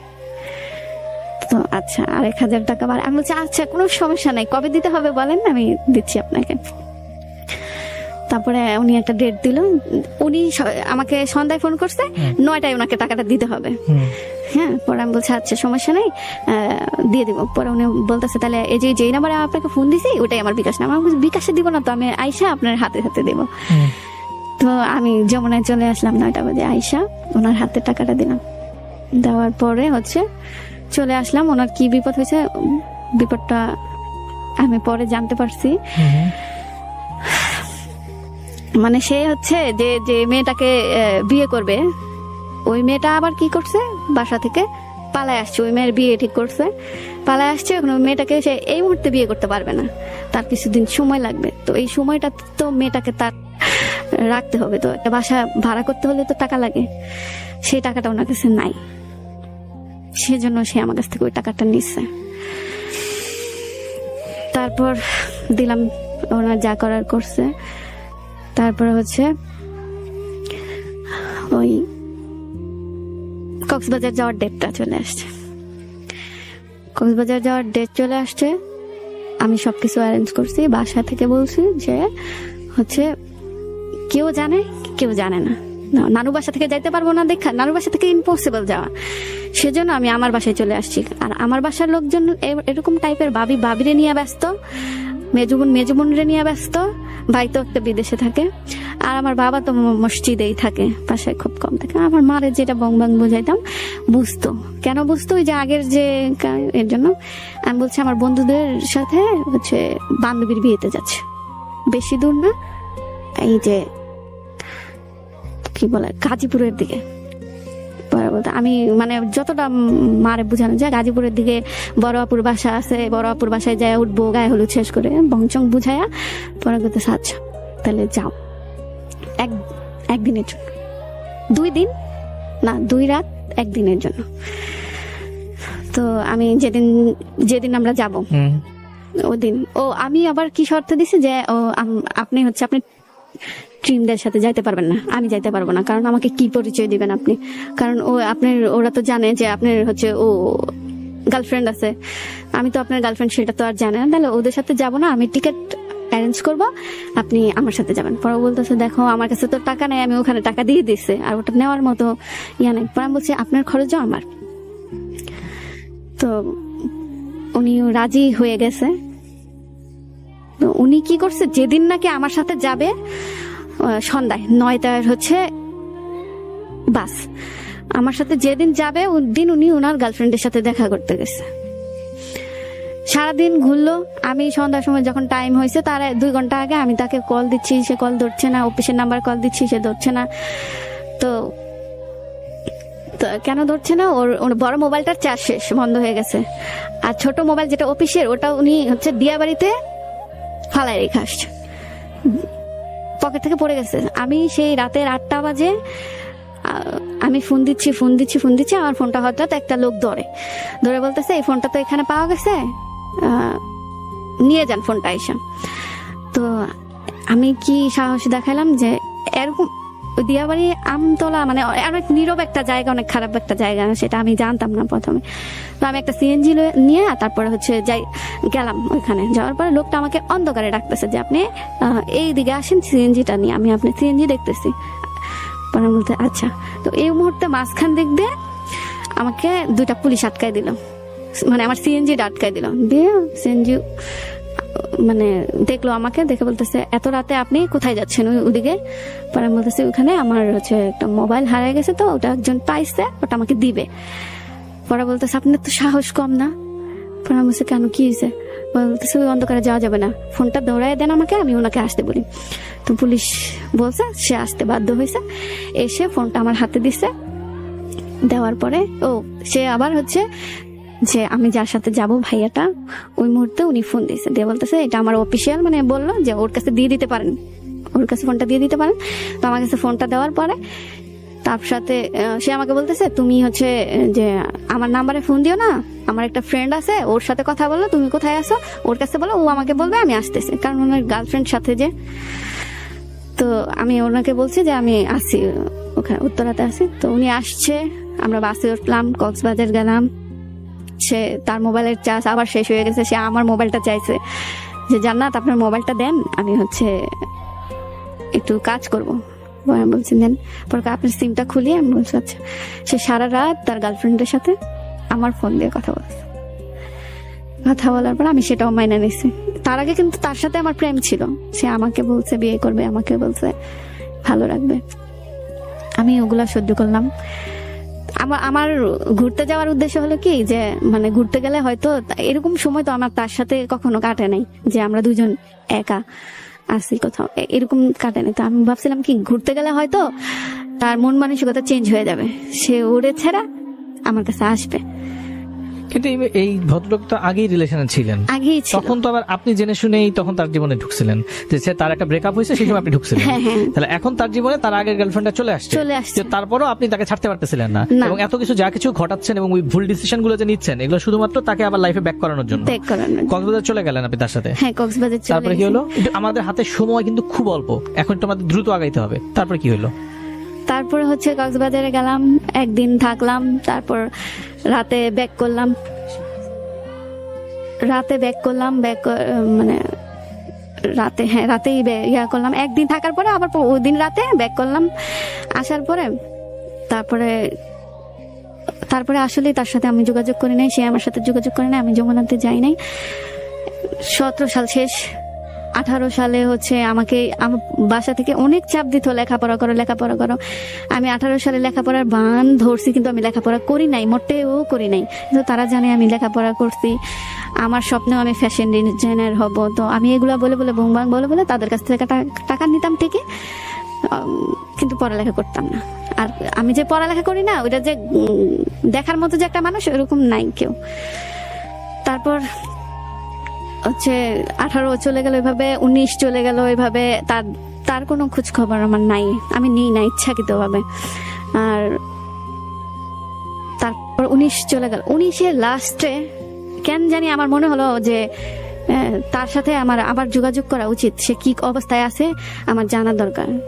এর মধ্যে আপনার বাচ্চার সাথে কথা হয়, যোগাযোগ হইলো এই যে 19 সাল পর্যন্ত? হ্যাঁ, যোগাযোগ হইতো, ও আমাদের বাসায় আসতো, 2-1 দিন থাকতো, থাইকা চলে যাইতো। আপনার বাচ্চার নাম কি? আদর। রাবিয়া বৃষ্টি আদর। আচ্ছা। আর ওই বাসা থেকে নাম রাখছে তানিশা। আচ্ছা। আমার বাচ্চার সাথে আমার যোগাযোগ হইতো, কিন্তু মানে অত বেশি ভালো যে একটা সম্পর্ক। ও আমার সন্তান, আমি ওর মা। ওর মাঝে মাঝে আমার কাছে আসতে হবে, ও ভাইবা নিছে যে মাঝে মাঝে থাকতে হবে, বেড়াইতে হবে নানুর বাসায়, এটাই। মানে আপনার প্রতি তার ওই রকম আন্তরিকতাটা কি নাই? ভালোবাসে আমাকে। ভালোবাসে? আপনি ভালোবাসেন আপনার সন্তানকে? হ্যাঁ। তাহলে আপনি সন্তানকে যখন ভালোবাসেন, একজন মা হয়ে, তাহলে আপনি যে মাঝখানে আবার আরেকজন মানুষের সাথে যে চলার চেষ্টা করছেন, ওইটা কোন জায়গা থেকে? এটা আসলে রাগ জিদ, তারপরে হচ্ছে আমার মনে হইতো যে আমার ভালো থাকতে হবে। আমার শুরু থেকে আমার ভালো থাকা হয় নাই, আচ্ছা আমি ভালো থাকি নাই। আমার ভালো থাকতে হবে, কাউকে নিয়ে ভালো থাকতে হবে। কারণ আর ফ্যামিলির সাথে যে থাকি, ওর শুধু নেগেটিভ মাইন্ড, কোনো কিছুতে ভালো মাইন্ড নাই। মানে তাদের দিক থেকে তারা ঠিক আছে, কিন্তু তারপরেও আমাকে তাদের বুঝতে হবে যে আমার লাইফে এরকম হয়ে গেছে, তাহলে আমার একটা ঠিক সাপোর্ট আছে, দরকার। আমাদের হাতে যেহেতু আর 20 মিনিট আছে, আমরা আগায় যাই। তারপরে 2019 সালে আপনার হঠাৎ করে মনে হলো তার সাথে আপনার যোগাযোগ করা দরকার। যোগাযোগ করা তারপরে কি দরকার। বললেন? তারপরে যোগাযোগ করলাম, তখন সে যে বিবাহিত আমাকে বলে নাই, হুম, আমাকে বলে নাই সে বিবাহিত। তো তার সাথে আবার সম্পর্ক রানিং, সে আমাকে বিয়ে করবে, আবার সেই স্বপ্ন দেখাইছে যে আমাকে বিয়ে করবে। তো 20-এর লাস্ট, 19-এর লাস্ট তো শেষ স্বপ্ন দেখাইছে, ঘোরাফেরা খাওয়া দাওয়া এগুলাই। না, আপনি মানে সে বিবাহিত বলে নাই বলতে, মানে 19 সালে যখন আপনি আবার তার সাথে যোগাযোগ করছেন, এর মধ্যে যে সে বিয়ে করছে এটা বলেন? না না, বলে নাই। সে বুঝাইতে চাইছে তোমাকেই আমি খুঁজতেছিলাম, কই ছিল এতদিন। আর ওর গার্লফ্রেন্ডের কথা যখন জিজ্ঞেস করতেন? না, আমি জিজ্ঞেস করিনি। ও জিজ্ঞেস করে না করার মধ্যে কারণ আছে, আমি যখন যমুনায় গেছি, আমার যখন কলিগ ছিল, ওই কলিগ আমাকে একটা গল্প শোনাইছে যে ওই মেয়ে তো অন্য ছেলের সাথে চলে গেছিল। তো আমি তো ভাবছি চলেই গেছে, আচ্ছা এর মধ্যে যে কিন্তু ছিল আমি জানি না। আচ্ছা তো ওই ঘোরাফেরা খাওয়া দাওয়া, তো 20-এ যায় হচ্ছে তারই আপন ফ্রেন্ড আমাকে ছবি দিছে তাদের বিয়ে। আমি তো ছবি দেখে মাথা খারাপ হয়ে গেছে। যে তারপরে তাকে প্রশ্ন করলাম, পরে বলতেছে যে দেখো আমি একটা বিয়ে করছি, ঠিক আছে, কিন্তু আমি তোমাকেও বিয়ে করব। আচ্ছা আমাকেও বিয়ে করবে বলছে।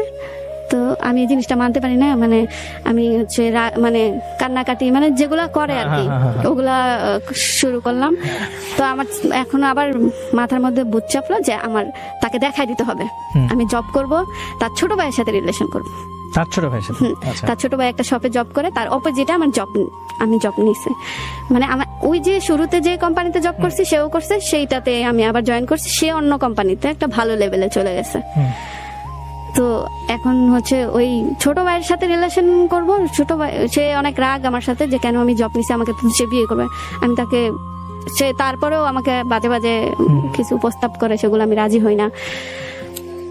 তো রাজি হয় না দেখে আমি জব নিয়ে তার ছোট ভাইকে বিয়ে করব, এরকম একটা মেন্টালিটি ছিল। তো ছোট ভাইকে ইশারা করতে করতে গিয়ে ওই শোরুমের ম্যানেজারের সাথে আমার হচ্ছে, আমি দিতাম ইশারা একজনকে, ও ভাবতে ওরে দিতাম। তো ওই শোরুমের মেয়েরাও বলতো যে ভাই আপনাকে দেখে তো ওই মেয়েটা হাসে, এই করে সে করে। তো ওই শোরুমের একটা ট্রি বয় আমার কাছে আসে বলতেছে আপনি ওদিকে তাকে হাসেন কেন? আমি বলছি কই হাসি আনতে যে। পরে আমার একটা কলিগ পাশ দিয়ে আসলো, আশা বলতেছে যে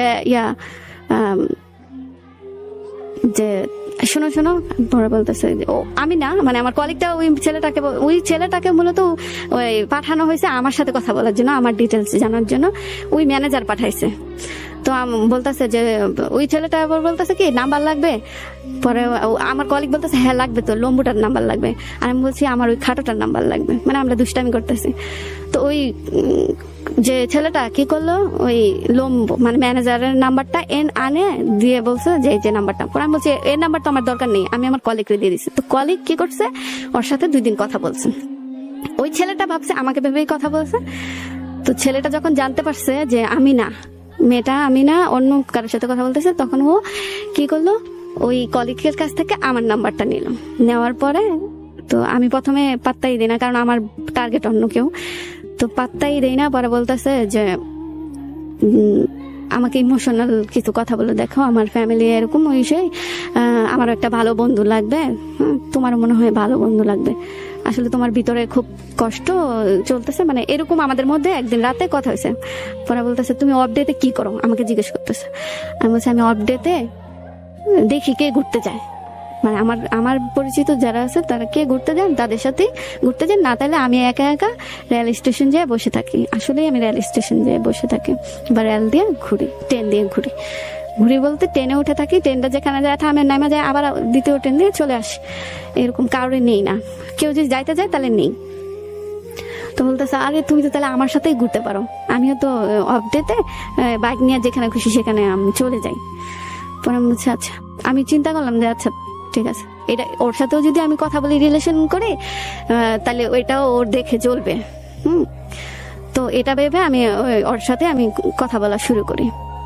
কথা বলার 1 মাস পর হচ্ছে যে আমি ওরে বললাম যে আমি হচ্ছে ড্রিঙ্কস করব, ও আমাকে বলছে কেন করবা? আমি বলছি ড্রিঙ্কস করে আমার যে বয়ফ্রেন্ডটা আছে ওরে আমি ইচ্ছা মতো বকবো, আমি ওরে বকতে পারি না, কখনো বোকা দিই না, কখনো খারাপও বলি না। পরে আচ্ছা তাহলে তোমাকে আমি খাওয়াবো। আমি বলছি তোমার খাওয়াইতে হবে না, আমি নিয়ে আসবো, তুমি শুধু খাওয়ার জায়গাটা ঠিক করবা। পরে বলছে আচ্ছা। তো ওই ছেলেটা ভাবতে পারে না যে আমি খাবো আসলেই। তো আমি ওইটা নিয়ে আমি আসছি, আসার পরে একটা জায়গায় আসছি, মানে ছেলেদের এলাকায় আসছি।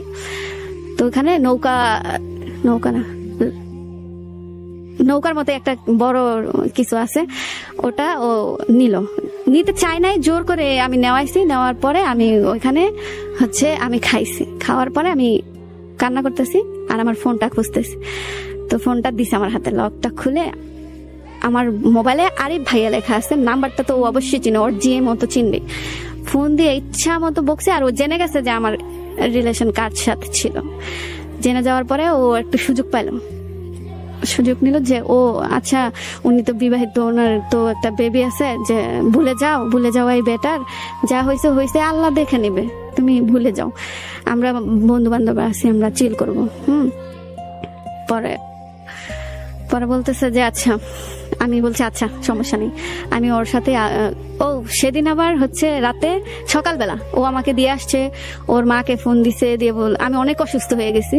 তো ওই যে ওইটা খাওয়ার পরে আর কি, পরে এখন ওর মা বাসায় জায়গা দিবে না, তো ওর একটা বোনের বাসায় নিছে, নেওয়ার পরে মরিচ টরিচ কি হাবি যাবি, পরে আমি জানতে পারছি খায় আমার সেন্স ঠিক করে আমার বাসায় দিয়ে আসছে।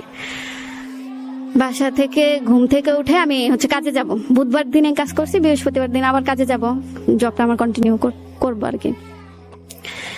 তো কাজে যাব, আমি হচ্ছে ওয়াশরুম থেকে এসে আয়নায় দেখি যে আমার হচ্ছে শরীরে স্পট আছে। আমি সাথে সাথে ওকে ফোন দিলাম যে এটা কি, পরে কয় আসলে এটা আসলে তুমি যেটা মিন করতেছো সেটা না, মানে ভংচং আমার বুঝাইলে। আমি বলছি আচ্ছা থাক, তখন আমার কোনো জ্ঞান বা বুঝতেও ইচ্ছা করে না, মানে সহজভাবে বুঝতে ইচ্ছা করে না কোনো কিছু। আমি বলছি আচ্ছা যা হয়েছে, আমারই দোষ ছিল, আমি আমারই দোষ মনে করে নিয়েছি। তারপরে ওর সাথে আমি আবার কথা বলি,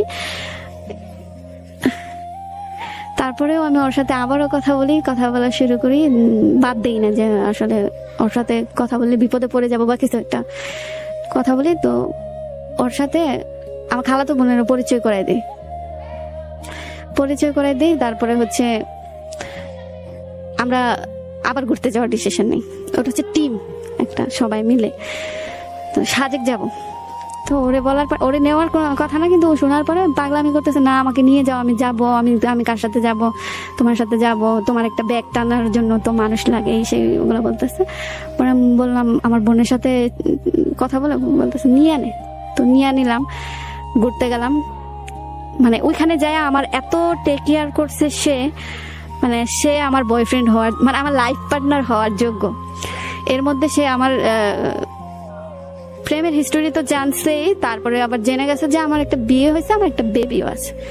বেবিটার বয়স এখন, এটা কিন্তু আমি যে কথা বলতেছি সেটা হচ্ছে 21 মার্চের কাহিনী। তো তার সাথে আমার ডিসেম্বর থেকে কথা হইতো, আর ডিসেম্বর থেকে কথা হতো, ফেব্রুয়ারিতে তাকে নিয়ে ঘুরতে যাওয়ার ডিসিশন হয়ে গেল। একা না, আমার খালাতো বোন আরো তার বন্ধু বান্ধব এরা। তো আমি অফিস থেকে ছুটি নিয়ে নিই 4 দিনের, উনিও নেওয়ার পরে আমরা যাই। উনি কিন্তু জেনে গেছে আমার 8 বছর, আমার যে বেবিটা বয়স এখন 8 বছর। তো উনি এটাও জানে, তার কোনো সমস্যা নেই। সে ওখানে যেয়ে আমার অনেক টেক কেয়ার করার পরে যেদিন আমরা ঢাকা ব্যাক করব সেদিন সে আমাকে বলে যে সে আমাকে বিয়ে করতে চায়। আমি বলছি আচ্ছা। আমি কিন্তু মোটেও বিয়ে টিয়ে রাজি না, যতদিন আমি এখানে জব করবো তুমি আসো, তারপরে আমি তো বাসায় যাবো। বাসায় চলে গেলে আমি বাসার আয়ত্তে, আমার ফ্যামিলি, আমার ছোট খালা, বিশেষ করে আমার ছোট খালা যা বলবে আমি তাই শুনবো, কয়দিন আর জবটা করবোই। তো আমি বলছি আচ্ছা হ্যাঁ রাজি, এই সেই বলে আমি চলে আসছি। তার সাথে কন্টিনিউ কথা, সে আমাকে প্রতিদিন, রিলেশন হওয়ার আগেও প্রতিদিন আমার বাসায় দিয়ে আসতো, আমার ব্যাগটা তার হাতে থাকতো, আবার আমার বাসা থেকে আমাকে সে নিয়ে আসতো, যমুনাতে নিয়ে আসতো। তো তার জন্য আমার সত্যি তখন কোনো ফিলিংস ছিল না যে বিয়ে করবো। সে আমার থেকে 1 বছরের ছোট, তো আমার এরকম কোনো ইচ্ছাই ছিল না। সবসময় সে তার ফ্যামিলির কথা বলতো যে আমার মা তোমার মতন, কিন্তু তুমি তো ও তো নিয়ে গেছে, আর আমার মা আমাকে দেয়নি, কিন্তু কুত্তা বিড়ালের মতো আমাকে হচ্ছে সে মানুষ করছে, মানুষের কাছে দিয়ে সে বিদেশে গেছে, সে আমি রাস্তায় রুটি খাইছি টোকায়া এই সেই এগুলো বলতেছে যে আমি পড়াশোনা করছি, আমি আজকে এই জায়গায় আমার নানুর কারণে, বুঝছো, মানে অনেক ইমোশনাল কথা বলতো, কান্নাকাটি করতো। তো এক সময় যখন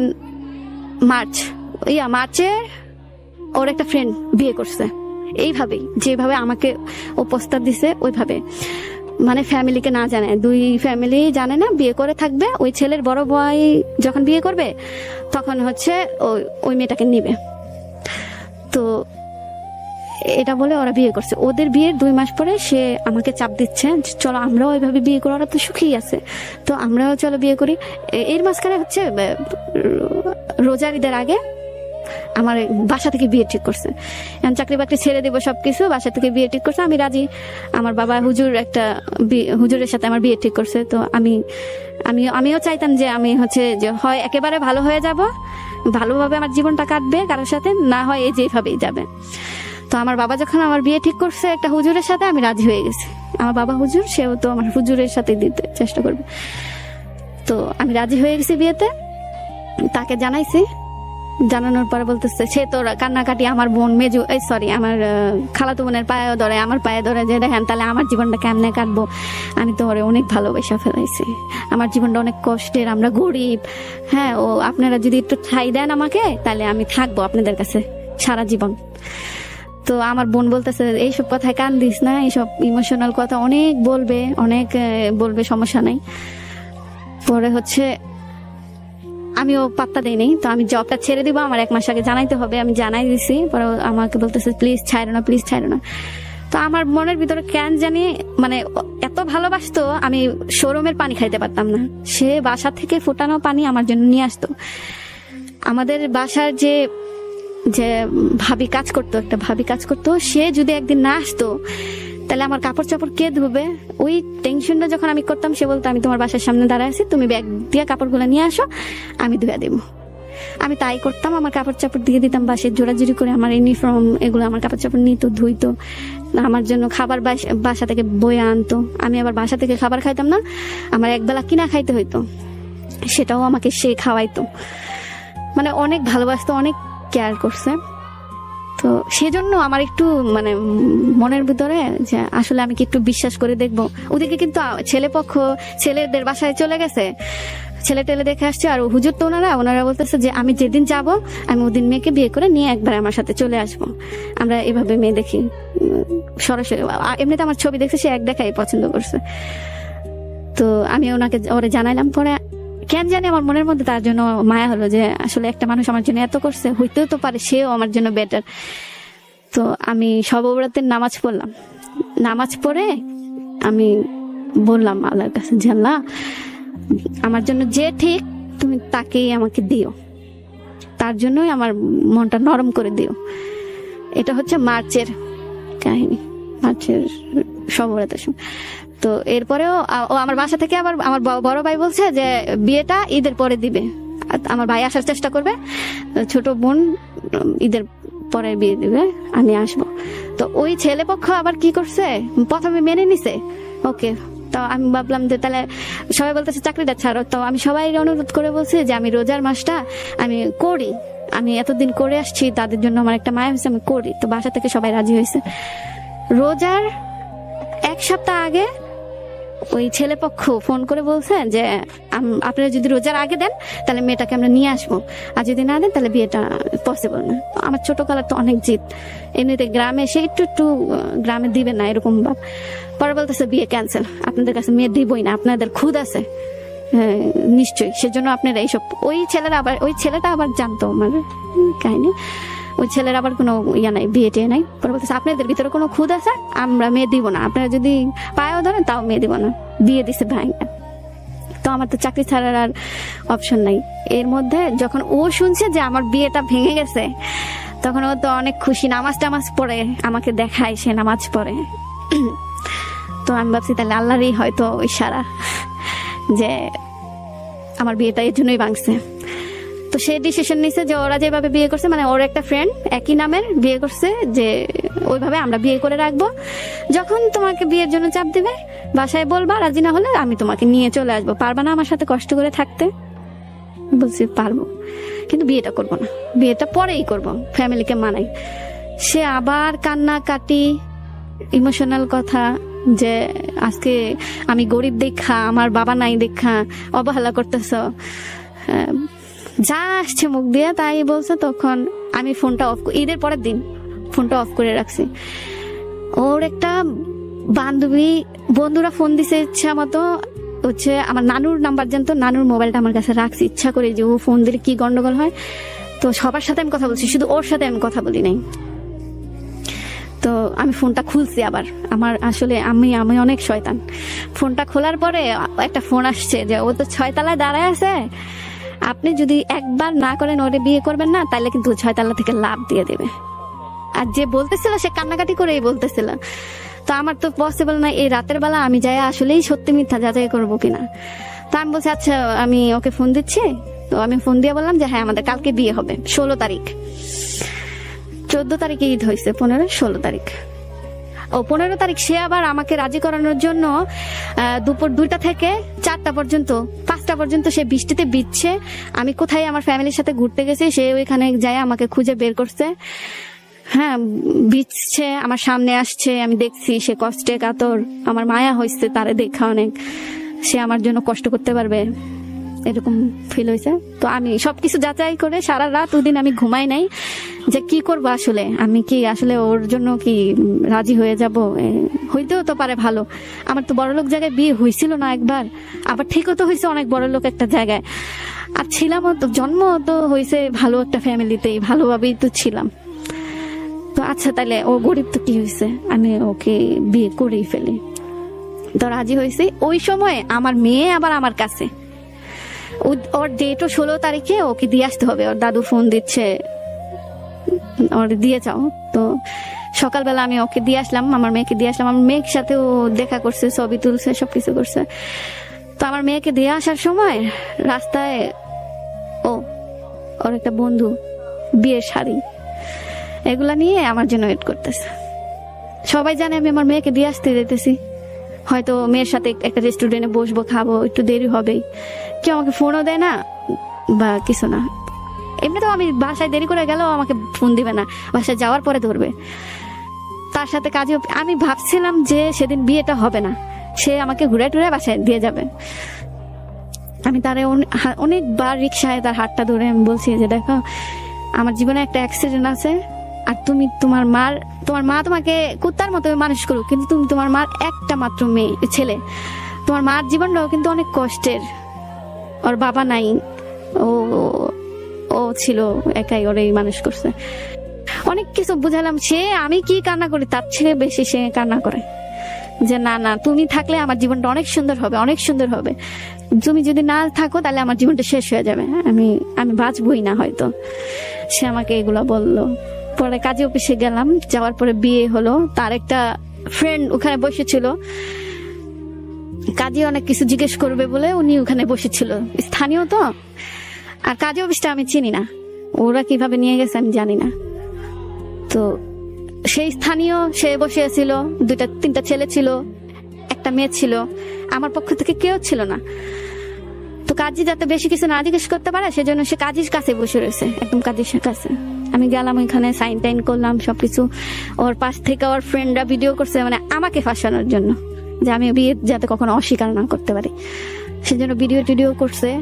করার পরে বিয়ে শেষ হয়েছে, হওয়ার পরে ও আমাকে আমার বাসায় দিয়ে গেছে, ওর বাসায়। এপ্রিলের 16 তারিখ আমাদের বিয়ে হয়েছে। বিয়ে হওয়ার পরে ভালোই যাইতেছিল, জবটা আমার ছেড়ে দেওয়ার কথা, এখন ছেড়ে দিয়ে কি করব, হ্যাঁ ছাড়ি না, জবটাও করতেছি, সবকিছুই ঠিকঠাক চলতেছিল। আমরা মানে প্ল্যানিং করতেছি যে কিভাবে, এর মধ্যে আমার কোনো বিয়ের কথা, মানে বাসা থেকেও কোনো চাপ, কোনো কিছু, বা আমি কি করতেছি, কেমনে চলতেছি, এই যে রাতের বেলা বাহিরে বাসায় দেরি করে যাই, হ্যাঁ এগুলা নিয়েও কারো মাথা ব্যথা তখন ছিল না ওই সময়টা, বিয়ের পরটা। তো বুধবারে আমি বুধবারেও বাসায় থাকতাম না, আমি বাসায় মোটেও থাকতাম না। শুধু এটা একটু নোটিশ করছে আমার নানু একদিন আমাকে ডাইকা, বিয়ের পরে, বিয়ের 1 মাস পরে আমাকে ডাইকা নিয়ে বলতেছে, তুই কি কারোর পছন্দ করস? আমি বলছি যে না, আমি একটু বলে দেখি যে কি হয়, আমি তো জানাই নেই আমার ফ্যামিলিতে, না জানাই আমি এত বড় একটা কাজ করে ফেলছি। এমন তো হইতে পারতো যে আমার ফ্যামিলি রাজিও হইতে পারতো। তো আমি আমার নানুকে বলছি, নানু একটা ছেলে আমাকে পছন্দ করেন, যদি বলে আমি পছন্দ করি তাহলে আমাকে চাকরিটা কোনো মতেই করতে দেবে না। তো আমি বলছি, নানু একটা ছেলে আমাকে পছন্দ করে। পরে বলতেছে যে নাম কি, বাড়ি কই, ঘর কই, এগুলো। পরে আমি বলছি ওর একটা মা আছে জব করে, ওর একটা নানু আছে জব করে, আর কি জব করে আমি তখনও জানি না ওনারা কি জব করে, আর ও জব করে। পরে কই তাহলে তোর ছোট খালার লোকে কয়ে দেখবো না? ছোট খালার সাথে কইছে, ছোট খালায় কয় না এটি পসিবল না, তাহলে কি তুমিও যা জব করবা? পরে আমি বলছি যে করা লাগলে করলাম। পরে আমাকে আমার ছোট খালা বললো যে দেখো একটা ট্রেন চলতেছে, প্রতিদিন তুমি দৌড়ায় যায়, দাঁড়ায় ট্রেন দিয়ে তোমার গন্তব্য স্থানে যাও। 1 বছর 2 বছর 3 বছর গেলা, একদিন তুমি অনেক বিরক্ত হয়ে গেলা, তখন কি করবা জানো? ট্রেনটা লাগতে দিয়া যা ট্রেন জায়গা, পরে ট্রেনে আমো। তুমি এরকম করতে পারবা না, অলরেডি তুমি একটা করে তোমার হয়ে গেছে একটা, তো যা করবা ভাবি না। আমি আরে আমারে পছন্দ করে, আমি তো করি না। পরে আচ্ছা বাদ দাও, জব করতেছো করো। আচ্ছা, তো এইভাবে আমাদের চলতে থাকে দুজনের, খুব ভালো, মানে অনেক ভালো। যে বিয়ের পরে একটা চেঞ্জ হয়ে যাওয়া, আদরের কম, টেক কেয়ারের কম, কিচ্ছুর কোনো কমতি নাই, আর বরঞ্চ আরো বেশি। মানে সে আমার সব খরচ দিচ্ছে, আমি না চাইতেই সে আমার জন্য ওইটা অর্ডার করতেছে, ওইটা আনতেছে আমার জন্য সে সব করতেছে, সব কোনটা আমার ভালো লাগে, কোনটা আমি চাইতেছি, সব করতেছে। তো হঠাৎ আমি একদিন আমার জবটা ছেড়ে দিই, ছাড়তেই হবে। বাসা থেকে বলতেছে যে এত কষ্ট করে জব করতে হয় না, আর আমার জন্য কষ্ট হয়ে যাচ্ছে। জবটা ছেড়ে দে জবটা ছাড়ার কথা, জানুয়ারির দিকে কথা চলতেছে যে ছেড়ে দেব। ওই মুহূর্তে আমার একটা কলিগকে মানে আমার হাজবেন্ডের বস, ওই ভদ্রলোক পছন্দ করে ফেলে। ও দেখতে অনেক সুন্দর, আমরা একসাথেই জব করি। তো ওই মেয়েটাকে মানে ওই ভদ্রলোক আর আমার যে হাজবেন্ড ইমন, ওর নাম হচ্ছে ইমন, ওদের দুজনের মধ্যে কি কথা হয়েছে আমি জানি না। তো আমাকে বলছে যে জান্নাত, আমার বস তোমার সাথে কথা বলবে, হ্যাঁ তুমি কিন্তু এই আমাদের যে বিয়ে হয়েছে সেটা বললো না। আমি বলছি আচ্ছা। তো ভদ্রলোকের সাথে আমার কথা হয়েছে, ভদ্রলোক হাই হ্যালো সালামি দিল, এতটুকুই। তো একদিন আমাকে বলতেছে ওই মেয়েটার নাম্বার এনে দিতে পারবা? আমি বলছি কেন? পরে বলতেছে আছে একটা কাহিনী, আনা দাও না। পরে আমি না, আমাকে আগে জানতে হবে যে কি কাহিনী, কারণ ওই মেয়েটা আমাদের এলাকার, ওই মেয়ের ব্যাকগ্রাউন্ড আমি জানি। মেয়েটার বাবা মারা গেছে, বিয়ে হয়েছে, হাজবেন্ড মারা গেছে 2 বছর পরে, হাজবেন্ড মারা গেছে, স্ট্রোক করে বাবা মারা গেছে। ও এখন একা, 3 বোন, ছোট। মানে মেয়েটা অনেক শান্ত নরম স্বভাবের। তো আমি বলছি ওর কি কির জন্য? পরে বলতেছে যে ওরে তো আমার মানে বস পছন্দ করছে, বিয়ে করবে। ও এরকম ভাবে শিওর দিয়ে বলতেছে যে বিয়েই করবে, প্রেম প্রীতি না। পরে আমি মানতে চাই না, কিছুতেই মানতে চাই না। ও বলতেছে আরে তুমি এত গাধা কেন? যদি ওই মেয়েটাকে যদি অন্য কিছু করার উদ্দেশ্য হয়তো, তাহলে তো ওনার যে ক্ষমতা, উনি মেয়েটাকে তুলে আয়না কে ধরে রাখতে পারতো, তুলে আয়না ছেড়ে দিতে পারতো, বিয়ে করবে। অলরেডি ওনার আগের 2টা বউ আছে। পরে আমি বলছি ওনার অলরেডি আগের 2টা বউ আছে, তোমার সমস্যা কি? তুমি মেয়েটার সাথে কথা বলেই দেখো, মেয়েটা রাজি হলে তো হবে, না হলে তো নাই। পরে আমি বলছি আমি মেয়েটার সাথে কথা বলতে পারবো না এই ব্যাপারে, অন্তত পক্ষে আমি একটা মেয়ে হয়ে আমি একটা মেয়ের এইসব কথা বলতে পারবো না। তো মেয়েটা অন্য দিক দিয়ে জানতে পারছে যে ওই লোকটা ওরে পছন্দ করেন। তো ওই মেয়েটার মনের মধ্যেও এরকম কিছু হয়তো ছিল যে হ্যাঁ করবে রিলেশন। তো একটা পর্যায়ে আমি ওই মেয়েটার নাম্বার নিছি। আমি বলছি ওই মেয়েটা জব ছেড়ে দিয়ে আর একটা নতুন নেবো। আমি বলছি তাহলে তুমি ওইখানে দেখতে পারো, ওর কোম্পানিতে দেখতে পারো। পরে কয় আচ্ছা তাহলে আপনি আমার নাম্বারটা নিয়ে যান, ভাইয়ারে দিয়ে দেন, আমি ভাইয়ার সাথে কথা বলবো, মানে ইমনের সাথে, আমার হাজবেন্ডের সাথে। আমি দিলাম। ওরা কি দুইজনে ভাই বোন, একদম ভাই বোন হয়ে গেছে, 2জন ভাই বোন পাতায় ফেললো। এখন 1 তারিখে, জানুয়ারির 1 তারিখে ওরা দেখা করবে। এখন আমাকে ছাড়া তো ওরা দুইজন মেয়ে একজন ছেলে কিভাবে দেখা করবে। ওই মেয়েটা বলতেছে জান্নাত আপু জব নিব, তো বস বলতেছে যে বাহিরে দেখা করতে। তো আমি বলছি যে আমার উদ্দেশ্য হচ্ছে না, ওদের দেখা করতে দিব না, কারণ উদ্দেশ্য আমি জানি। মেয়েটা যদি নাও জেনে থাকে আমি জানি। আমি বলতেছি তাহলে দেখা করো, আমি থাকতে পারবো না। আর আমি চিন্তা করে দেখলাম আমি না থাকলে ওই মেয়েটা দেখা করতেও পারবে না, করলেও হয়তো একটু হাই হ্যালো করে চলে আসবে, ডিপলি যাইতে পারবে না। তো আমি কি করছি, না আমি দেখা করতে পারবো না। তো এখন ইমন আমার সাথে অনেক রাগ দেখা যাচ্ছে, তুমি কি চাও, তুমি কি আমাকে ছোট করবা, এই সেই। আমি বলছি আচ্ছা চলো যাই। তো গেলাম। ওই মেয়েটার আবার বাসা থেকে ফোন আসতেছে, পরে বলতেছে আজকে ক্যান্সেল, সরি এটা 31st নাইটের কথা। হ্যাঁ, পরে বলতেছে আজকে ক্যান্সেল, কালকে কেমন লাগতেছে আমার বসের সামনে যায় দেখা করবো, এই সেইগুলো পরে আমি আচ্ছা বলেছি দেখা করার দরকার নেই, তুমি যাও, আমার ভাইয়ের জন্মদিন আমার যেতে হবে। চলে আসছি। চলে আসার পরে 1 তারিখ ওরা প্ল্যান করছে, ভাই বোন মিলে প্ল্যান করছে যে আজকে দেখা হবে। তো আজকে আমরা যমুনার বাইরে যায় দাঁড়াই, অপেক্ষা করি, সে গাড়ি নিয়ে আসে, ভদ্রলোক গাড়ি নিয়ে আসে। তারপরে ইমন, আমি আর ওই মেয়েটা গাড়িতে উঠি। সে আমাদের একটা গুলশানের দিকে একটা রেস্টুরেন্টে নিয়ে যায়, ওখানে বসে কথা টথা বলি। ওনার আকার অঙ্গিতে উনি বুঝাই দিছে যে তুমি শুধু আমার এখানে জব করবা না, আমি তোমাকে পছন্দ করি। মেয়েটা বুঝতে পারছে। তো আমাদের যাইতে যাইতে অনেক লেট হয়ে গেছে, 12টা বেজে গেছে। ওর বাসা থেকে বকতেছে, আমার বাসা থেকে বকতেছে। পরে আমি বলছি এখন থেকে আমাকে টাইনো না, এখন তোমার বসের নাম্বারও তোমার কাছে, তোমার ভাইয়ের নাম্বারও তোমার কাছে, তোমরা বুঝছো, আমাকে টাইনো না ভাই। আমি এমনিতেই বাসায় অনেক চাপের মধ্যে আছি, তার উপরে দেরি করে গেলে আমার চাকরিটা যাও আমি 1 মাস করতাম, ওটাও করতে পারবো না। পরে বলতেছে আচ্ছা। তো ওরা প্ল্যান করলো, ওরা হচ্ছে 4 তারিখে ডিম হলিডেতে যাবে। ওরা প্ল্যান করে আমাকে জানায় যে থাকতে হবে আমার এই জিনিসটা, আর আমার থাকতেই হবে, আমার হাজবেন্ড ওখানে যাইতেছে, আমার যাইতেই হবে। তো 4 তারিখে ডিম হলিডেতে, তার আগে উনি ভদ্রলোক আমাকে ফোন দিছে, বলতেছে যে ওর জন্য তো একটা আংটি বানাইছে, ওদিনই প্রপোজ করে ফেলবো, তারপর একটা বিয়ের ডেট দেখে বিয়ে করে ফেলবো। আর ওদিনই আমাকে বলতেছে ও যদি রাজি না হয়, আমার আংটিটা যদি ফেরত দেয়, তাহলে কিন্তু আমি তোর সামনে মারা যাবো। ও ভদ্রলোকটা বলতেছে আমি তোর সামনে মারা যাবো, আমি সত্যিই মরে যাবো ওরা ছাড়া। আমি ওরা অনেক ভালোবাসি, ওর চোখে আমি অনেক মায়া দেখছি, মানে যত প্রকারের ইমোশনাল কথা আছে আমি বলছি। আমি বলছি দেখেন ট্রাই করে কি হয়, আমি বললেই তো আর রাজি হয়ে যাবে না। তো আচ্ছা। তারপরে হচ্ছে ডিম হলিডেতে আমরা গেলাম। যাওয়ার পরে ডিম হলিডেতে যাওয়ার পরে ও আংটি পরাই দিল, আর ও স্বাভাবিকভাবে আংটি নিয়ে নিল, গ্রহণ করলো, হ্যাঁ বিয়ে করবে। তো তারা ওই জানুয়ারির 1টা মাস কথা বলে। তো আমি ভাবছি হয়তো সত্যি হয় না, সত্যি যে আমার তো সত্যি হয়েছে না, আমি সুখে আছি না, ভালো আছি না, হয়তো তার টাকা আছে, সে রাখতে পারবে। তাদের সব প্ল্যানিং হয়ে গেছে, ভাড়া থাকবে, কই থাকবে, কেমনে থাকবে, মা বাপ কেমনে রাজি করবে, সব প্ল্যানিং তাদের মধ্যে হয়ে গেছে। তো এখানে আমি তো আর কিছু বলতে পারি না যে দেখো তুমি আর একটু ভাবো। তারপরেও আমি অনেকবার বলছি দেখো তুমি একটু ভাবো, তুমি একটু ভাবো, অনেক কিছু ভাবার আছে, হুট করে একটা কাজ করে ফেলে হয় না। আমার আর ইমনের ব্যাপারটা অনেক আলাদা, আর তোমার ব্যাপারটা অনেক আলাদা। বলছে আমি ভাবছি। এর মধ্যে ওই মেয়েটাকে ইমপ্রেস করার জন্য সব করছে। রাতে 2টা বাজে মেয়েটার বাসার সামনে এসে বসে রয়েছে, ফুল দিয়ে ছাদে হঠাৎ প্রপোজ করছে, অনেক কাহিনী করছে। তো মেয়েটাও ভাবছে যে সত্যিকারই হয়তো ভালোবাসে। তো ফেব্রুয়ারির 24 তারিখ তারা ডেট ফিক্সড করলো, তারা বিয়ে করবে। উত্তরা একটা রেস্টুরেন্ট বুক করছে। তো মেয়ের সাথে তো কেউ নেই, আমারই থাকতে হবে। মেয়ের ভাই হচ্ছে ইমন, ভাই পাতানো ভাই আমার হাজবেন্ড।